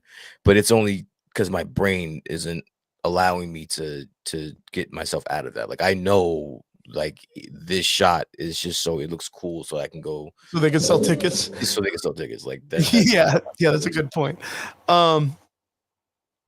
For you, as a Marvel movie lover, what's something you would want to see happen in this film, like going forward in the Marvel universe for these characters? Like, are you pretty adamant on that super serum for Anthony Mackie's character, the Falcon?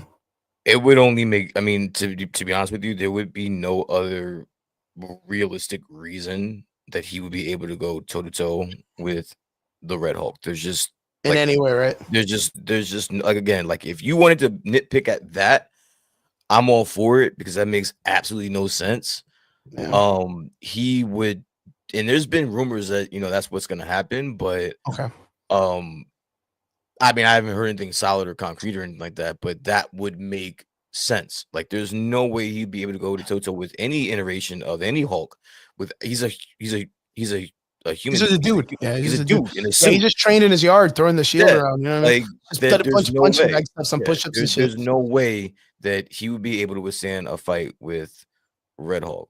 And No matter Michael what. Betancourt, if you're still in the comment section, maybe you can kind of help me out with this. But not Anthony Mackie, the Falcon's character never got a super soldier serum, right? What's up, Derpy? Good to see you, my man. Derpy, maybe you know this because I know you know comic books also, but I don't think in the comic books at all Falcon ever received a super soldier serum. The thing that gave him the edge was the technology in his Falcon suit, and he's hyper fucking intelligent also. Like, he's like fast, smart on the go. Like, that's the way it's always been pushed in like the games and the comics and stuff like that too. Mark says One Punch Man. Yeah, he's One Punch Man. He doesn't even have it. He just does a bunch of push-ups, sit-ups, and he runs like a mile a day, and that's how he got it, dude. He broke his limiter. That's awesome. Vince Weaver says Ford can keep going as the Red Hulk since he did all those Indiana Jones movies. That's a good point. I don't know what kept him, but that's because he's friends really good with Steven Spielberg. Like, he's like best friends with Steven Spielberg. That's why he kept doing those movies. Easy ending. Red Hulk kills Sam.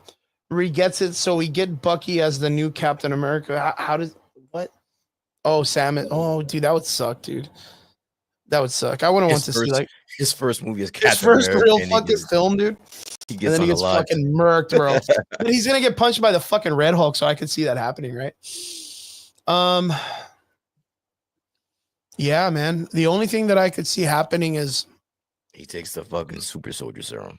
A super soldier serum, but or unless somebody it's just a red herring and somebody else is actually fighting the Red Hulk and Sam actually doesn't fight him at all. Well, that's what I thought. Remember, because there's that scene where the explosion of the White House where something's getting like pushed or thrown or jumping or something, and I always assumed that was like someone getting uppercutted and then flying through that edge of the building, or like the Red Hulk or the Hulk landing and then jumping and taking him somewhere.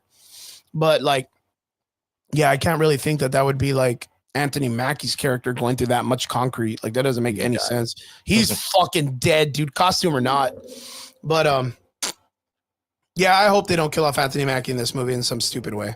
That would be really I don't think they're gonna kill him off, but I'm gonna have a very hard time believing anything that they're gonna try to pull off other than what I've already said. So yeah, good point. But yeah, overall the Captain America trailer looked okay. I like the cinematography of the direction of the way the trailer looked. Made it look very like espionage, very James Bondish, very grounded. So that I'm kind of excited for. But of course, we haven't heard anything of good remarks with a lot of the people that have already been able to kind of like casually screen it in-house, that they've been saying that it's kind of weak, which and kind of a mess. So I'm kind of scared. What are your thoughts about the Thunderbolts trailer? Thunderbolts, I like the way the Thunderbolts feels. It's very like Marvel's attempt at like a Guardians Suicide Squad movie. And the characters they chose, I think, are perfect. They all fit the role. I think David Harbour is going to be a fucking shining light. I think his comedy is going to be on. And and it was so charming. Like, when you go back to the Black Widow movie, like Yelena Belovovich's character, Plig or Pew or whatever, and the David Harbour guy, the Red Guardian, like how they played together very well. I thought theirs is like a super good dynamic. But to see that what's his name? U.S. agent. Yeah, Kurt Russell. He's bringing that like almost like arrogant stupidity to it. Yeah, I don't know. Like, everybody just clicks in such a great fucking way. Yeah. Everyone clicks in such a great way. It reminds me Because of the we know these dynamics of- characters, like we know these characters that are yeah, involved. Like we spent a decent amount of time with each of getting to them. know with each of them in their Yeah. own way. Now we're gonna see them on a team. I think it's gonna be good. I think it's gonna be really good. What do you think of the reveal that it was what's the Sentry? no the Avengers Tower? What's the chick that bought it? Oh yeah, Valentina. Valentina, she bought the Avengers Tower. I kind of figured that was gonna be it because we remember Happy Hogan and then moving out during No Way Home. So we knew someone because it was always going to be like the up throw that it was going to be the Baxter building because we knew it was going to be the Fantastic Four. But I think it's pretty funny to see them that Valentina's the one that bought it, that now it's government owned. It'd be even funnier if it was like because I guess that they're using her to fit the role of Norman Osborn. Because you know what I mean? Like you just feel it. Like you just feel it since we don't have a Norman Osborn. Like you just feel like she's going to be the person. The whole thing on her being like, well, we're trying to make an Avengers team for the government or whatever. So you kind of know that these guys are going to be the new Dark Avengers, which is cool because that'll lead up into like a Siege kind of movie, I hope, with the next Thor movie. But yeah, I kind of see her being, because she kind of plays like a Norman Osborn kind of like no bullshit kind of person and using all her assets. So to see her like make fun of it and, you know, pour her drink and be like, anybody want a drink or whatever? Like, yeah, it was cheap or on the market, or like, she's making her stupid comments. And it looks at that time that Bucky already works for her, or at least like he's because he goes to collect the Thunderbolts and then takes them to Valentina. Yeah. You know what I mean? So like they walk in and he's like the head of the thing. He's walking in like, so he just works for her, but he probably doesn't want to work for her. So he's probably forced in some way that he's like, you're a property of the United States Army, being that you're the Winter Soldier, or you're like this dude who owes us because you've murdered so many people. And yeah, well, now you're in charge and you're going to do this for me right now. So like, she's got all these people like under her thumb. You know what I mean? And I think at the end, they're all going to tell her to go fuck herself. And she's going to be like, hey, well, I got you guys a new car or whatever. You guys are now the new Avengers. And they're going to be like, and you get like, they're going to promise them something stupid like 401k or some shit if they become the Avengers. And they're going to be like, David Harbour's character is going to be like, ooh, you know what I mean? It's going to be so dumb funny. I'm just really excited for it. I'm really, really excited for it. And then I've been one of those guys that I've been telling people that the name Bob is so fucking funny. Like when someone comes in and be like, I'm Bob. The most fucking serious and fucking you shit on everything, but somehow the Bob thing is the Bob thing was fucking funny, man. I got you, huh? Yeah, that got me really, that got me right in the fucking curlies, man. I thought it was super hilarious, right in the curlies. When he comes in and goes, get kind of tense in here or whatever, like he's all smiling and shit, and they point their guns. He's like, who the fuck is this guy? And he's like, I'm Bob. And then the fucking dynamic, Bob. You're like, I thought that was fucking real Suicide Squad kind of shit. I thought that was funny. I thought it was just, it was good. It was good. No, I got to agree with you. It hooked me. It hooked me real fucking fast. The soundtrack was amazing. You know what I mean? Like the music they're playing, like everything just seems so good. I'm pretty excited for it. I'm pretty excited for the Thunderbolts. Where do I think it's going to go with them? Fuck if I know. But what I'm guessing is, we heard the rumors that Thor, they want to make another movie. They want it to be serious. They want it to be in a different direction. They want it to be good. That means Thor has to come back. He has to be king. He has to want to take his people off Earth and create a new Asgard, because they need to be Asgardians in Asgard. You know what I mean? Like they need to have their own realm. They can't be on Earth because they're not humans, which is very similar to the way it was in Siege. They had their little floating island that was above, like, I don't know, Arkansas or Wyoming or whatever. And the government wanted to take over the like all their resources in Asgard because they have better resources than us. So Norman Osborn wanted to take it over and have control of that power. So I'm guessing in some way they're going to be like, okay, let's remove this part of our community and let's fly it up and move out. And then that time Valentina's going to be like, hey, wait a minute, bitch, you can't leave Earth. Like, you owe us. And they're going to be like, well, that doesn't make sense. We don't owe you anything. We just, we came in peace and now we're leaving. But they have so much technology because we saw like in the Thor film that they had like the guards and the armors and all of that, the fucking flying boats and able to transcend the cosmic landscape. And of course, we know Roxxon is always really big on getting resources from different planetary areas, which is very much in the Thor series. So, like, I think in that film, they're going to try to remove it. And then that's when we're going to get the Thunderbolts again. And they're going to be used to be the Avengers to stop the Asgardians from leaving Earth. And then we'll get the whole like century, like fucking Swiss cheesing the fucking Asgard and bringing it to Earth. He destroys that place. He destroys that place so bad. And we're going to get, what's his face? Ares. We're going to get Ares because of the whole gods of the Olympics, which is Hercules and all that stuff. Are you familiar with the scene? I just love when your whole brain goes into like comic book mode, bro, because you're not getting any of that shit. Yeah, fuck yeah. No, I don't know. Like, I think because remember Thor left off. I'm gonna point my camera that way. Thor up there left off on Hercules being explained, right? Mm-hmm. So I think Hercules shows up to fight the Asgardians. Maybe they bring that whole war to Earth. And Thor is like, we need to leave, or I don't know. Like, I don't know. It's got to make sense. But I do know that the Thunderbolts is going to change into the Dark Avengers. Like, that's all I know. And then hopefully we get that Siege story, because that would be amazing for Thor, the story, because they already fucked that up. The only problem is that whole Thor shit happened pre Doomsday news.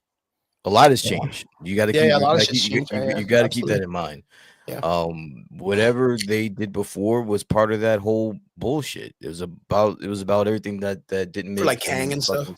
Yeah, so like I don't think a lot of that stuff is gonna make it. I think some of the things that have already been greenlit and been shot is gonna go through just because they can't trash it, and everything else, bro. I think I don't know. Maybe I'm wrong, but I don't think Kevin Feige is really playing around anymore, dude. Like I think that he's heard the people, and he's understanding just how much damage has been done over the past couple of years, and he's trying to fix it. And I don't think one of the worst received movies in the catalog of the MCU, he kind of wants to interest that anymore. Yeah, but no. There is talks for another Thor movie. There is talks for another one. That I don't know. I'm just basing it off of the temperature of what Kevin Feige has said, right? Yeah. I don't know about the talks about any of that shit. I just know that what he said is that they're cutting down on movies, they're cutting down on content, they're cutting down on Disney Plus content, and we're heading into a new direction. They're heading into a direction that's going towards Robert Downey Jr. and Doomsday and Doom. So I don't know how much Thor is going to interact with that, with the whole Hercules and the gods. I don't know how, because again, that's a part of something they probably want to get the fuck away from. So well, no. The reason why I say is because of the fact that they need to find a way to get Thor back into the storyline, because the last story didn't do shit for any of the storyline. In fact, it was just to destroy the IP, because that was the idea of this dude that was doing it. Right? It's story. You don't have to do much thinking. He'll just show up. He's a fucking Avenger. Well, the thing is we all know that Thor plays a huge part with Jane Foster in the Secret War story, because they're the Thor Corps. Jane Foster is part of the Life Raft. She has to show up and break the mentality of all the Thors to get them to rally behind them to fight Doom in the first place, because all of them think that he's Zeus. Like they all believe that he is like the guy. He's Odin. So all the Thors are like used as like this policing force to make sure everybody stays in their walls. You know what I mean? Mm-hmm. So like he's super important in the story. So like, and even the factor of you telling me that Storm is going to hold the hammer in a what if story, like they're doing that because she's going to be in Secret Wars, because that's going to be in the Thor Corps. And that was also when 100%. She's 100%. She's the one that stops Wolverine. I just don't know if we. I don't know if we get mutants before the mutant saga. You're getting in a what if. You're getting in a what if. That's already being explained in what if. We got a lot of things in the what if that we might not, that hasn't come. We actually literally nothing from the what ifs have come to the main screen yet. Nothing. So like Peggy Carter. Okay, so that Captain one. Peggy, 100%. So you get that one. But this again, I don't understand how the mutants aren't introduced yet. So you can't have Storm as a mutant in the MC. Oh well, I guess now with Deadpool and Wolverine. I don't know, bro. I I'm just telling know you, that dude, she is a if you're huge in the Thor core storyline. no, When I get Wolverine is there, that. and we I know get that that. Wolverine's I going to be just in. don't know how much into that they're going to get into. Again, like I don't know. It's Again, just cameos. It's just cameos by that factor because of the Battle World story is going to be nothing but cameos. so Nothing but cameos. again, from what you're still in comic book mode, right? Kevin Feige is somewhat, but he's not going to be basing this off of that. Like, I don't think we're getting a battle world. Like, this is going to be the MCU version of Civil War. This is going to be a very altered version of Secret Wars. I don't think we're gonna get the comic book version of Secret Wars. I don't think we're getting that. Well, I mean, it'd be weird if they went in like another direction, but like either way, Battle World only consists of superheroes. There's really not any normal people there. Yeah, So like even the factor of both comic books, there really isn't any like civilians, just extra. It's just cameos from across the board. Yeah. So again, the reason why I even think they did a what if series was because they wanted to bring in, of course, the King Thanos. They wanted to show you these variations of Thanos and all these other characters, or that Ultron. They're probably going to bring him back in a way, the one with all the fucking Infinity Stones. So like in some way, they'll probably bring him in because Doom has to show how powerful he is, so he needs these people to be his minions. And remember, they have the Marvel Zombies is there. From Like what everyone, from what I'm hearing, bro, it's not gonna go that way, bro. It's gonna be very cut and dry. That I don't know, man. The Russo brothers have surprised us, man. Robert Downey Jr. That we have known and love has always been he's always been Doom, and he's like that whole adopted thing is probably gonna happen.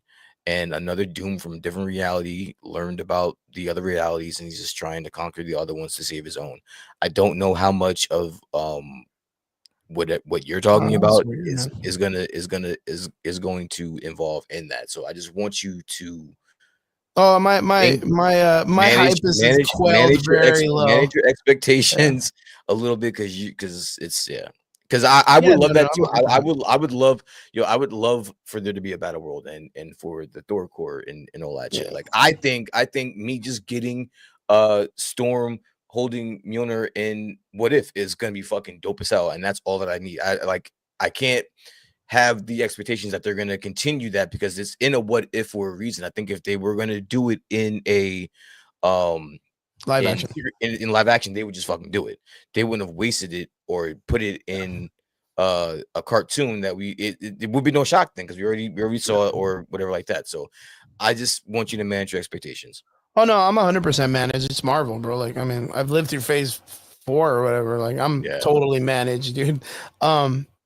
But the thing is the way that I think it's going to play out, and it's the Russo brothers, so I know that they like the source material and you know what they can do and they can't do, right? And in the first time that they did Infinity War and Endgame, 64, 68 actors, all under the same roof doing the same thing. That was really, really amazing. But so the first time around was with Civil War, bro, and that was nothing like compared to it was nothing compared to Endgame because Endgame had a million characters in it almost, right? But I mean, at like the very end when he had them all lined up and shit, like that was crazy. Speaking specifically about the source material, though, like when you're like you had Civil War was way out of whack, dude. It was way out of whack. So that's what I'm saying. Like, manage your expectations like Civil War, like that, like. But I agree with you. Like, I'm not saying that you're wrong about it, but like I'm saying, like, well, Civil War was very good on not following the source material and making its own thing, and it kind of like working all right. Like being okay, right? Endgame, even though it didn't follow the source material with death, knocked it out of the fucking park. Time out. Civil War was okay. It was all right. Compared to the original story, like it was okay. There's no fucking way, Brian. If you consider I don't care. In the MCU movies. Oh, like in the movies? Yeah, it's better. It's like a top 10. Okay. You know what I mean? But like I'm talking about like the expectations from comic to film. Like, yeah, they did with what they got. You know, they didn't follow like the expectation of the comic books. They made it work though. You can't though. Yeah. That's what I'm saying. Like they can't. There's But too much then, but red then you tape. look at what they did with Infinity War and Endgame, and even though it wasn't Thanos, you know, snapping out people for death or whatever, it worked really fucking well. It worked really, really well. It could have battled the original story, minus like it didn't have the X-Men and all these other people in it, so it was good. So like understanding like what I think is going to happen is that Doomsday is going to be the incursions like coming to a fruition. It's going to be Doomsday going after the Beyonders because of the fact on how it went with the Owen Reese and all that stuff, and he's going to destroy everything. And I think that Secret Wars is going to be the recreation of the Earth, and it's going to be Battle World. Like that's what I think it's going to be. And then from there, it's going to be all the different stuff. We'll probably get Deadpool and Wolverine together again, doing silly things, and then Wolverine and Deadpool are going to find a way out of the wall the way it was in the comics, and we'll eventually get to a Storm with a hammer, and it's only going to be a cameo, and you're going to be like, holy shit, Black Bolt and all those fuckers too. Like we're going to get weird cameos in that one. But there's going to be a core unit of actors in their groups that are doing the job, but you're going to get a lot of cameos, like just a lot in just general.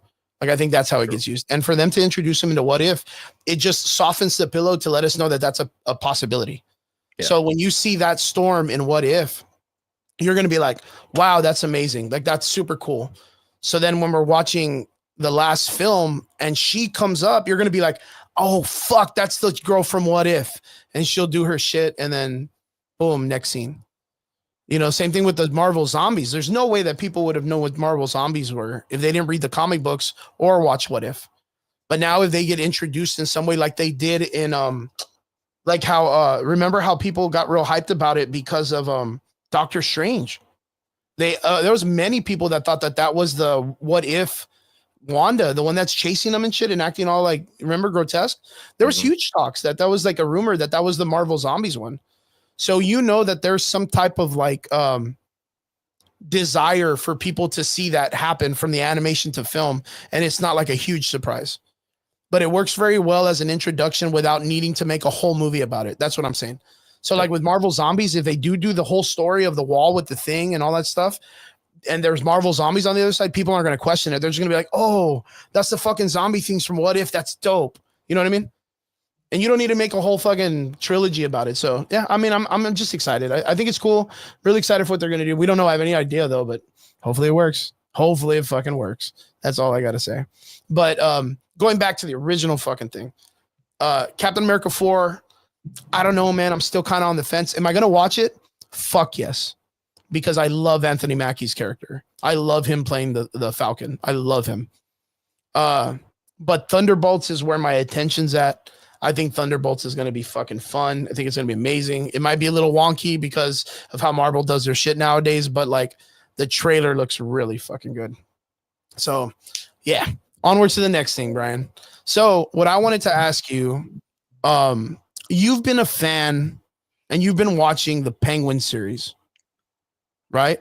Yes. So Matt Reeves has started to come out with this like almost like a character study series about most of the characters that are probably going to be in the Batman series overall. A little bit of backstory, drop a little bit of stuff. I really enjoy it. I like that idea. I've heard great things from Triggs. I've heard great things from you. Right now we're on episode 7 of the Penguin series, and I know you're digging it. But before we get to that, I'm going to give you a whole opportunity to give you my breakdown and stuff because I like to hear you guys talk about it. And by the way, 8 just dropped too, so no spoilers. Anybody? No spoilers, please. No spoilers in the comments. We haven't seen it yet. I haven't even seen the series. I just like to hear you guys talk about it.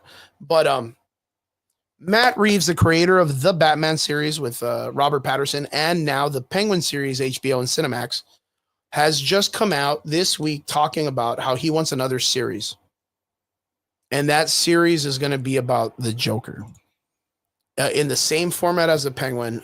Brian, you've had the opportunity to sit down, dedicate a little bit of time, investment into this series.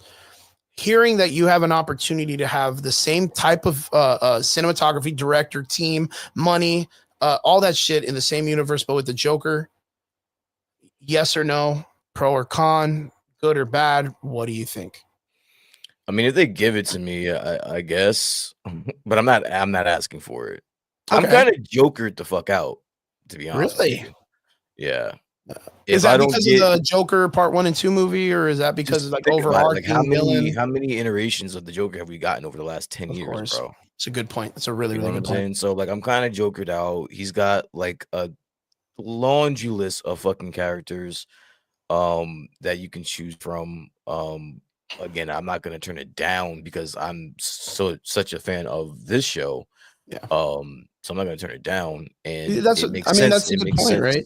It makes sense for them to do it because it's the Joker, and it's it's gonna The create character, buzz. right? Yeah, it's gonna create buzz. So I get why they would do it. And if they give it to me, I'm gonna watch it. But like, do I necessarily need it? No, not really. Because I was gonna say, like, I mean, we've had Penguin. Danny DeVito did a fantastic job with the Penguin in the original movie, right? But at least that's what I'm saying. Like, how many iterations of Penguin have we gotten? Not that many. We've I think it's only gotten James. 3 or 2, Yeah, right? Yeah, we had the exactly. old one, we had that one, the one with Danny DeVito, and then And we had the DeVito. new one on the Gotham series, Yeah, right? true. But that was kind And of he did a pretty good job too. He did a pretty yeah. fantastic job. But like, I guess the question is like we do have that, and we do know who the Penguin is. It's nothing fancy. It's nothing new. He's just like a mob guy that eats fish and acts like an asshole, right? And he's like short. But from what you guys have told me is they've kind of like really like stretched him out, gave him a lot of character development and a lot of push through on this new series. Yeah. Like if they take the same attention to detail as they've done with the Penguin and they do it for the Joker in this universe, like do you think it's a hit or a miss? It only works for the Penguin because this aspect, this story of the Penguin is very it's lesser known. We have seen all of the stories of the Joker and his backstories. We've basically seen them all, bro. Like literally all of them. Yeah. This one, it's No different. it's based no, this one with the Penguin, it's based off of a comic book run, but dude, no one's fucking no one's read that shit. Yeah, no So one's like reading they were it. No yeah, one's they reading were it. able to take it and get a great actor to bring this to life, and it's working. The Joker thing, I don't know, man. It's gonna be a tough sell for me anyway. Okay, so if they do it, you think it's going to be a positive thing? Again, I don't know if I would be indifferent about it. Like if again, if they gave it to me, cool. If not, I'm not gonna lose any sleep over it. Okay, I get you. You know what? For me, I'm kind of excited. You know what I mean? Like it's always been like this idea. Like, of course, Heath Ledger probably knocked it out of the park the best for his variation of the Joker. The last one we got was Jared Leto, which was like this comical, really cartoony, really kind of character. We had, of course, like the Tim Burton, Jack Nicholson one way back in the day, and of course Cesar Romano. There's been a lot of great iterations of the Joker, and the only thing is like only other than Heath Ledger is the only one that's only played like the psychopath, like the one that people truly are afraid of. I think Heath Ledger and the way that Christopher Nolan kind of wrote out the Joker, like that gives you the most scariest variation of the Joker, right? Which is like the one that's like unhinged. He'll just kill people at random. Like, you know, he'll blow some shit up and not care. Like, and he's a mastermind. The way that they kind of made it seem in the Matt Reeves character is like this guy's like demented. Like he's super, super fucked up. He's self-mutilation, just all torn up and disfigured at the face. And Batman took it kindly in a way to be like, I should go to this guy for some advice on this character because he's in that nature. You know what I mean? Yeah. Like there's a very cool, like darker variation of Batman that Matt Reeves is working with. And it works very well for the Penguin. And like I was telling Trigger last week, is it reminds me of the way they wrote like The Longest Halloween, right? Where it's very, very dark. So I feel like the introduction of the Joker, if Matt Reeves is going in the direction I think he's gonna go, you need to show how dark the Joker can get. Like you need to have that very evil, very last laugh kind of Joker. Like you need to establish that already in the series. Yeah. So like I do believe that The Longest Halloween is something that Matt Reeves has talked about wanting to film, like in his next, like maybe like his next 1 or 2 films. So for him to establish that, he needs to have all of his rogues gallery almost developed already. Or Hush, even if he did Hush, which is in the longest Halloween, right? Like he needs those characters already established. Which I mean, just like the way that they did Spider-Man in this series of Marvel with Sony, like they didn't need to do an origin story. Like they didn't need that. And I think the Joker, for being like one of the best known villains, you don't really need an origin story. That's why I think the Joker movie failed, is because they decided to do an origin story in some way. But I don't think you need one. I really don't think you need one. I think you just need to bring him in and have him do a bunch of crazy shit already. You know what I mean? Even make it based on a point of view from someone else that's watching this like weird person go around kill people or whatever. Like there can be a bunch of interesting ways they do it, but yeah, it'd be nice. I think it'd be okay. But I do understand where you mean, where it's like, I don't need it though. I don't need it. If they don't do it, who cares? Like the Joker's gonna pop up sooner or later, and when he does, I already know what he does. I think like, it never honestly, changes. Yeah, it never changes. If I were Matt Reeves, I would just first off, do without him, right? I would do without him. Yeah, I would do without him. The DC just really shit the bed with a version of the Joker. I would want to get the fuck away from that as far as possible. Yeah. Again, Batman has probably the longest list of villains that you can choose from. Like you don't need the Joker. Like you can. Why can't we get I want Mr. Freeze, man. Anybody, bro. I want Mr. Freeze. Like I want the animated series. Anyone that I haven't seen 10 different iterations in the last 15 years. Yeah. I would love to see Mr. Freeze. Like a real like sinister, like cold. And if you give me this type of writing, it's gonna work. Because if you would have asked me, no one was looking forward to this show. This is another show that I don't know whether it's really that good or just my expectations were that low, and it executed. You know what I'm saying? But if it's got this type of writing, it's gonna work. So you don't need the Joker for that. In my personal opinion. But with that being said, with this type of writing, explain to me. Episode 7 popped off last week. You're caught up on the show. What is it about this that's now we're almost close to the season finale? It's been hit the ground running from the beginning and keep that momentum all the way through. Like it's not doing the Marvel where it picks up 5 episodes in. Like it's just been story after story, character building, development all the way through. How is episode 7 and how does it add to the story overall? Honestly, I think for the entirety of the show, it's either for you or it's not. I've heard a lot of people say that it's boring, that there's not enough like action, or that it's way too slow, something like that. But to be honestly, for me, again, with the acting that I've gotten, I've loved it. With episode 7, we've been getting some very interesting backstory when it comes to Oswald and why he is the way that he is. And it's just like every episode there's a big shocker, and then it's sort of like Agatha, but kind of like to like the 10th degree or whatever. This guy's a piece of shit. There's no redeeming qualities. This guy is a piece of shit, and there are redeeming qualities about all people that are assholes and pieces of shit, but you can't take that for them being nice people. And they go out of their way to make sure that you understand that this guy is a conniving, lying, stealing, like the lowest of the low, murderous guy that is only concerned about getting on top, and he is not going to let anyone stop him. He was raised in a shitty situation. He's done some shit things since he was a kid, and it all explains to how he is the way that he is, and he's always been this way. He didn't just turn this way because of the lifestyle. He's like this. He's been like this since a kid. And they do a very good job of explaining that. And then again, like they'll have hints of redeeming qualities, but that's with anybody. You get them in the right situation. So yeah, man, the episode 7 was awesome.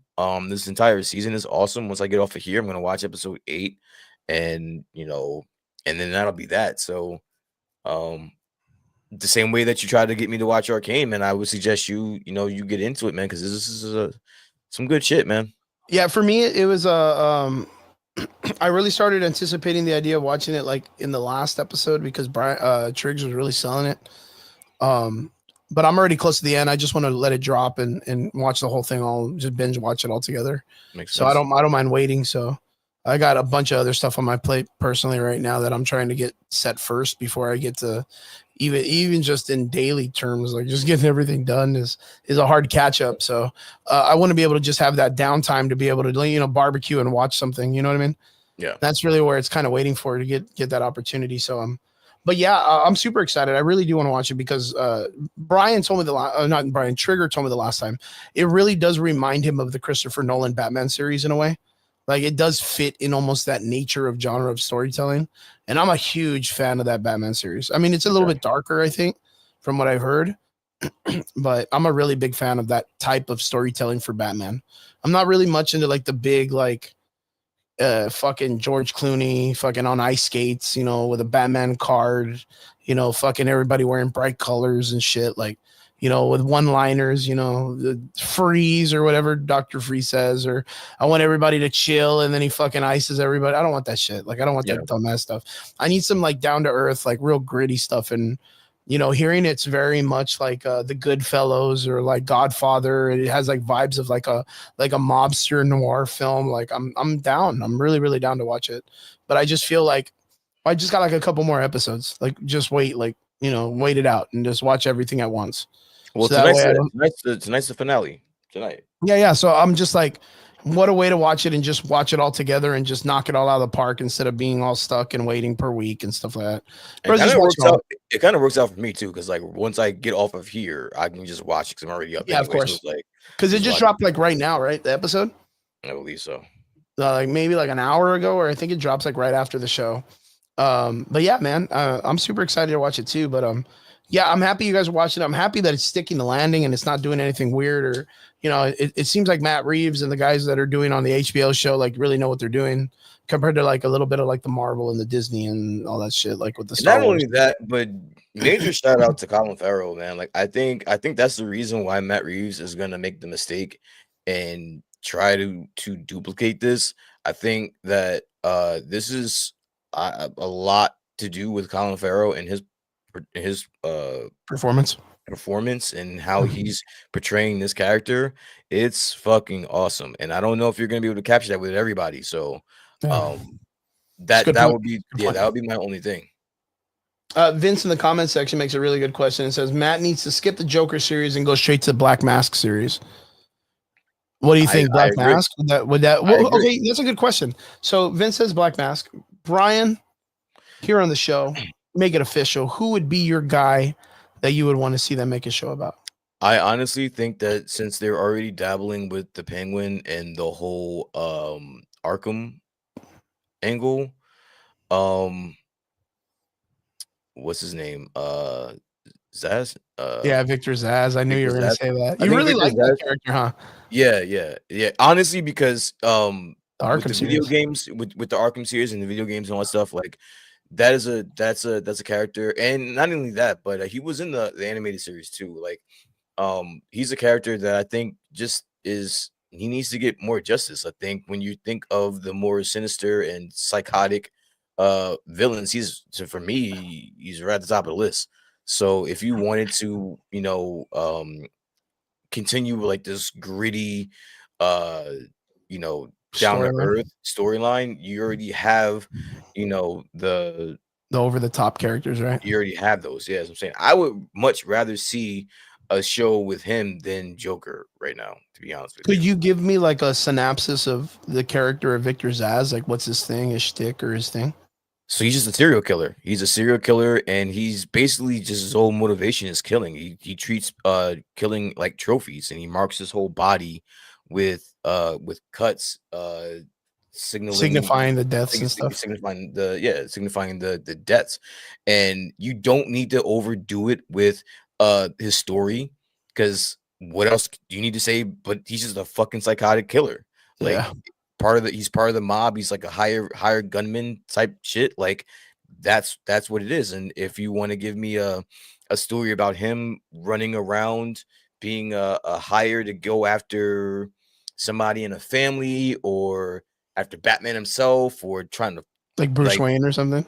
try to Yeah, that would be cool as shit, like wouldn't that, it? like, and it would just be him hunting people the entire fucking show, and then actually killing them and putting the marks on his body and shit like that. Like after, Yeah. like at the end of each That'd be episode, wicked. Yeah, that'd be we pretty would be wicked. putting like another, like that would be awesome. I would think if you get me a good actor that could portray him, and the writers that did this, I think you would be just fine. And it's because in my mind I was like, oh, they could make him like the Zodiac killer, and I was like, no, they already did that with the Riddler. They did the whole Zodiac killer with the Riddler, like straight up. I Basically. mean, it still worked out really well. I just wasn't a fan of like the social media stuff, but it still worked out, like the way they wrote the Riddler. So like, you know, you maybe make this dude like you said, like a hitman for the mob, but he has like a real like he's just evil. Like he's just evil when he does this shit. He ain't a dude that's doing it because he needs money or he owes money. Like this dude's just like What's he the just pig guy? enjoys that shit. Who's the pig guy? The pig villain from That's Doctor. Isn't it Doctor Pig? Yeah, I want to say it's Doctor Pig or something like that. Let me check real quick. Batman, Rogue Gallery, Pig. Laszlo Valentine. Professor Pig, yeah, Professor Pig. Yeah, he's another one that's psychotic. But I think you're talking about the doctor, right? The doctor that's in Arkham. Professor Pig, yeah, Professor Pig, that guy. So Rogues Gallery. But you're talking about Dr. Arkham. There's a doctor that's from that area that he's real crazy. What's the name of it? Yeah, Hugo Strange. Oh no, Hugo Strange. Honestly, I think that's the natural one. Like we're giving like fantasy ones, but I think that's gonna be the natural. Like if that'll be Hugo Strange. Because again, when you're dealing with Arkham and all that stuff, like he's at the top of the list. A lot of people are kind of fanning that one of the characters in this show is actually Hugo Strange. So oh really? Yeah. Wow, that's fucking dope. That's actually really cool. I, of course, like I said earlier, I stand behind my choice, and I would love to see a Victor Freeze series because of the fact that he's so like he's such a comic style character. But if you were to do him like in a straight up like down to earth real like life situation, I think it's gonna be one of the creepiest things ever. Like, but the other one would be what's his fucking name? Oh, Hush. Yeah. I would love to see a Hush movie done by this guy. Or Kite Man, dude. Kite Man. Kite Man would be funny. But yeah, so far, super good. Yes or no? What are you doing? Episode 7. Banger or not banger? Oh, it's definitely a banger. Oh, boys, you heard it here first. Guys, make sure you go out and make sure you're watching the Penguin series on HBO. If you don't got any streaming services, there's a couple behind the scenes streaming you could probably find. Get out there, watch it, enjoy it. And Brian, I believe, like you said, one more episode, season finale, right? Yeah, there's only eight episodes in the season. Excellent, guys. You heard it here first. So, guys, we are pretty much almost done with the show, but I have one extra part that I want to talk about, which I heard, and we haven't heard a lot of news about this yet. So, Brian, how do you feel about Star Wars? How do I feel about Star Wars? I'm a fan of Star Wars. We got some news. We got some news. Simon Kingbird is set to write the next episodes 10 through 12, right? The next trilogy. Mm-hmm. Simon Kingbird, if you guys don't know who that is, he is associated with production of like almost every X-Men film. That's including all the Deadpool films, including Deadpool 3. He was a producer on. Like this guy was one of the guys that created Rebels. Like he's up there, dude. Like he is he's a nerd of nerds, man. It's like another Dave Filoni. It's like another Jon Favreau. Like he's out to write season or episodes 10, 11, and 12. Brian, how do you feel about this? Jeez, it's hard, man. I think it's a mistake. I think they need to get away because not only is it just 10, 11, 12, it's gonna be a Ray trilogy. And the fans are gonna reject it unless they change the game, unless it's more like way in the future and she is, Old she's lady. got Padawans and she's old, yeah. But I honestly, I'm not a big fan of the sequel trilogy. Mhm. So if it's anything remotely close to that timeline or that time area, I'm gonna, I'll just wait to see it if it came on like streaming service or something like that. But I think and I've been saying this for years now, but I think they need to take a timeout. Like and not only that, but like we have gotten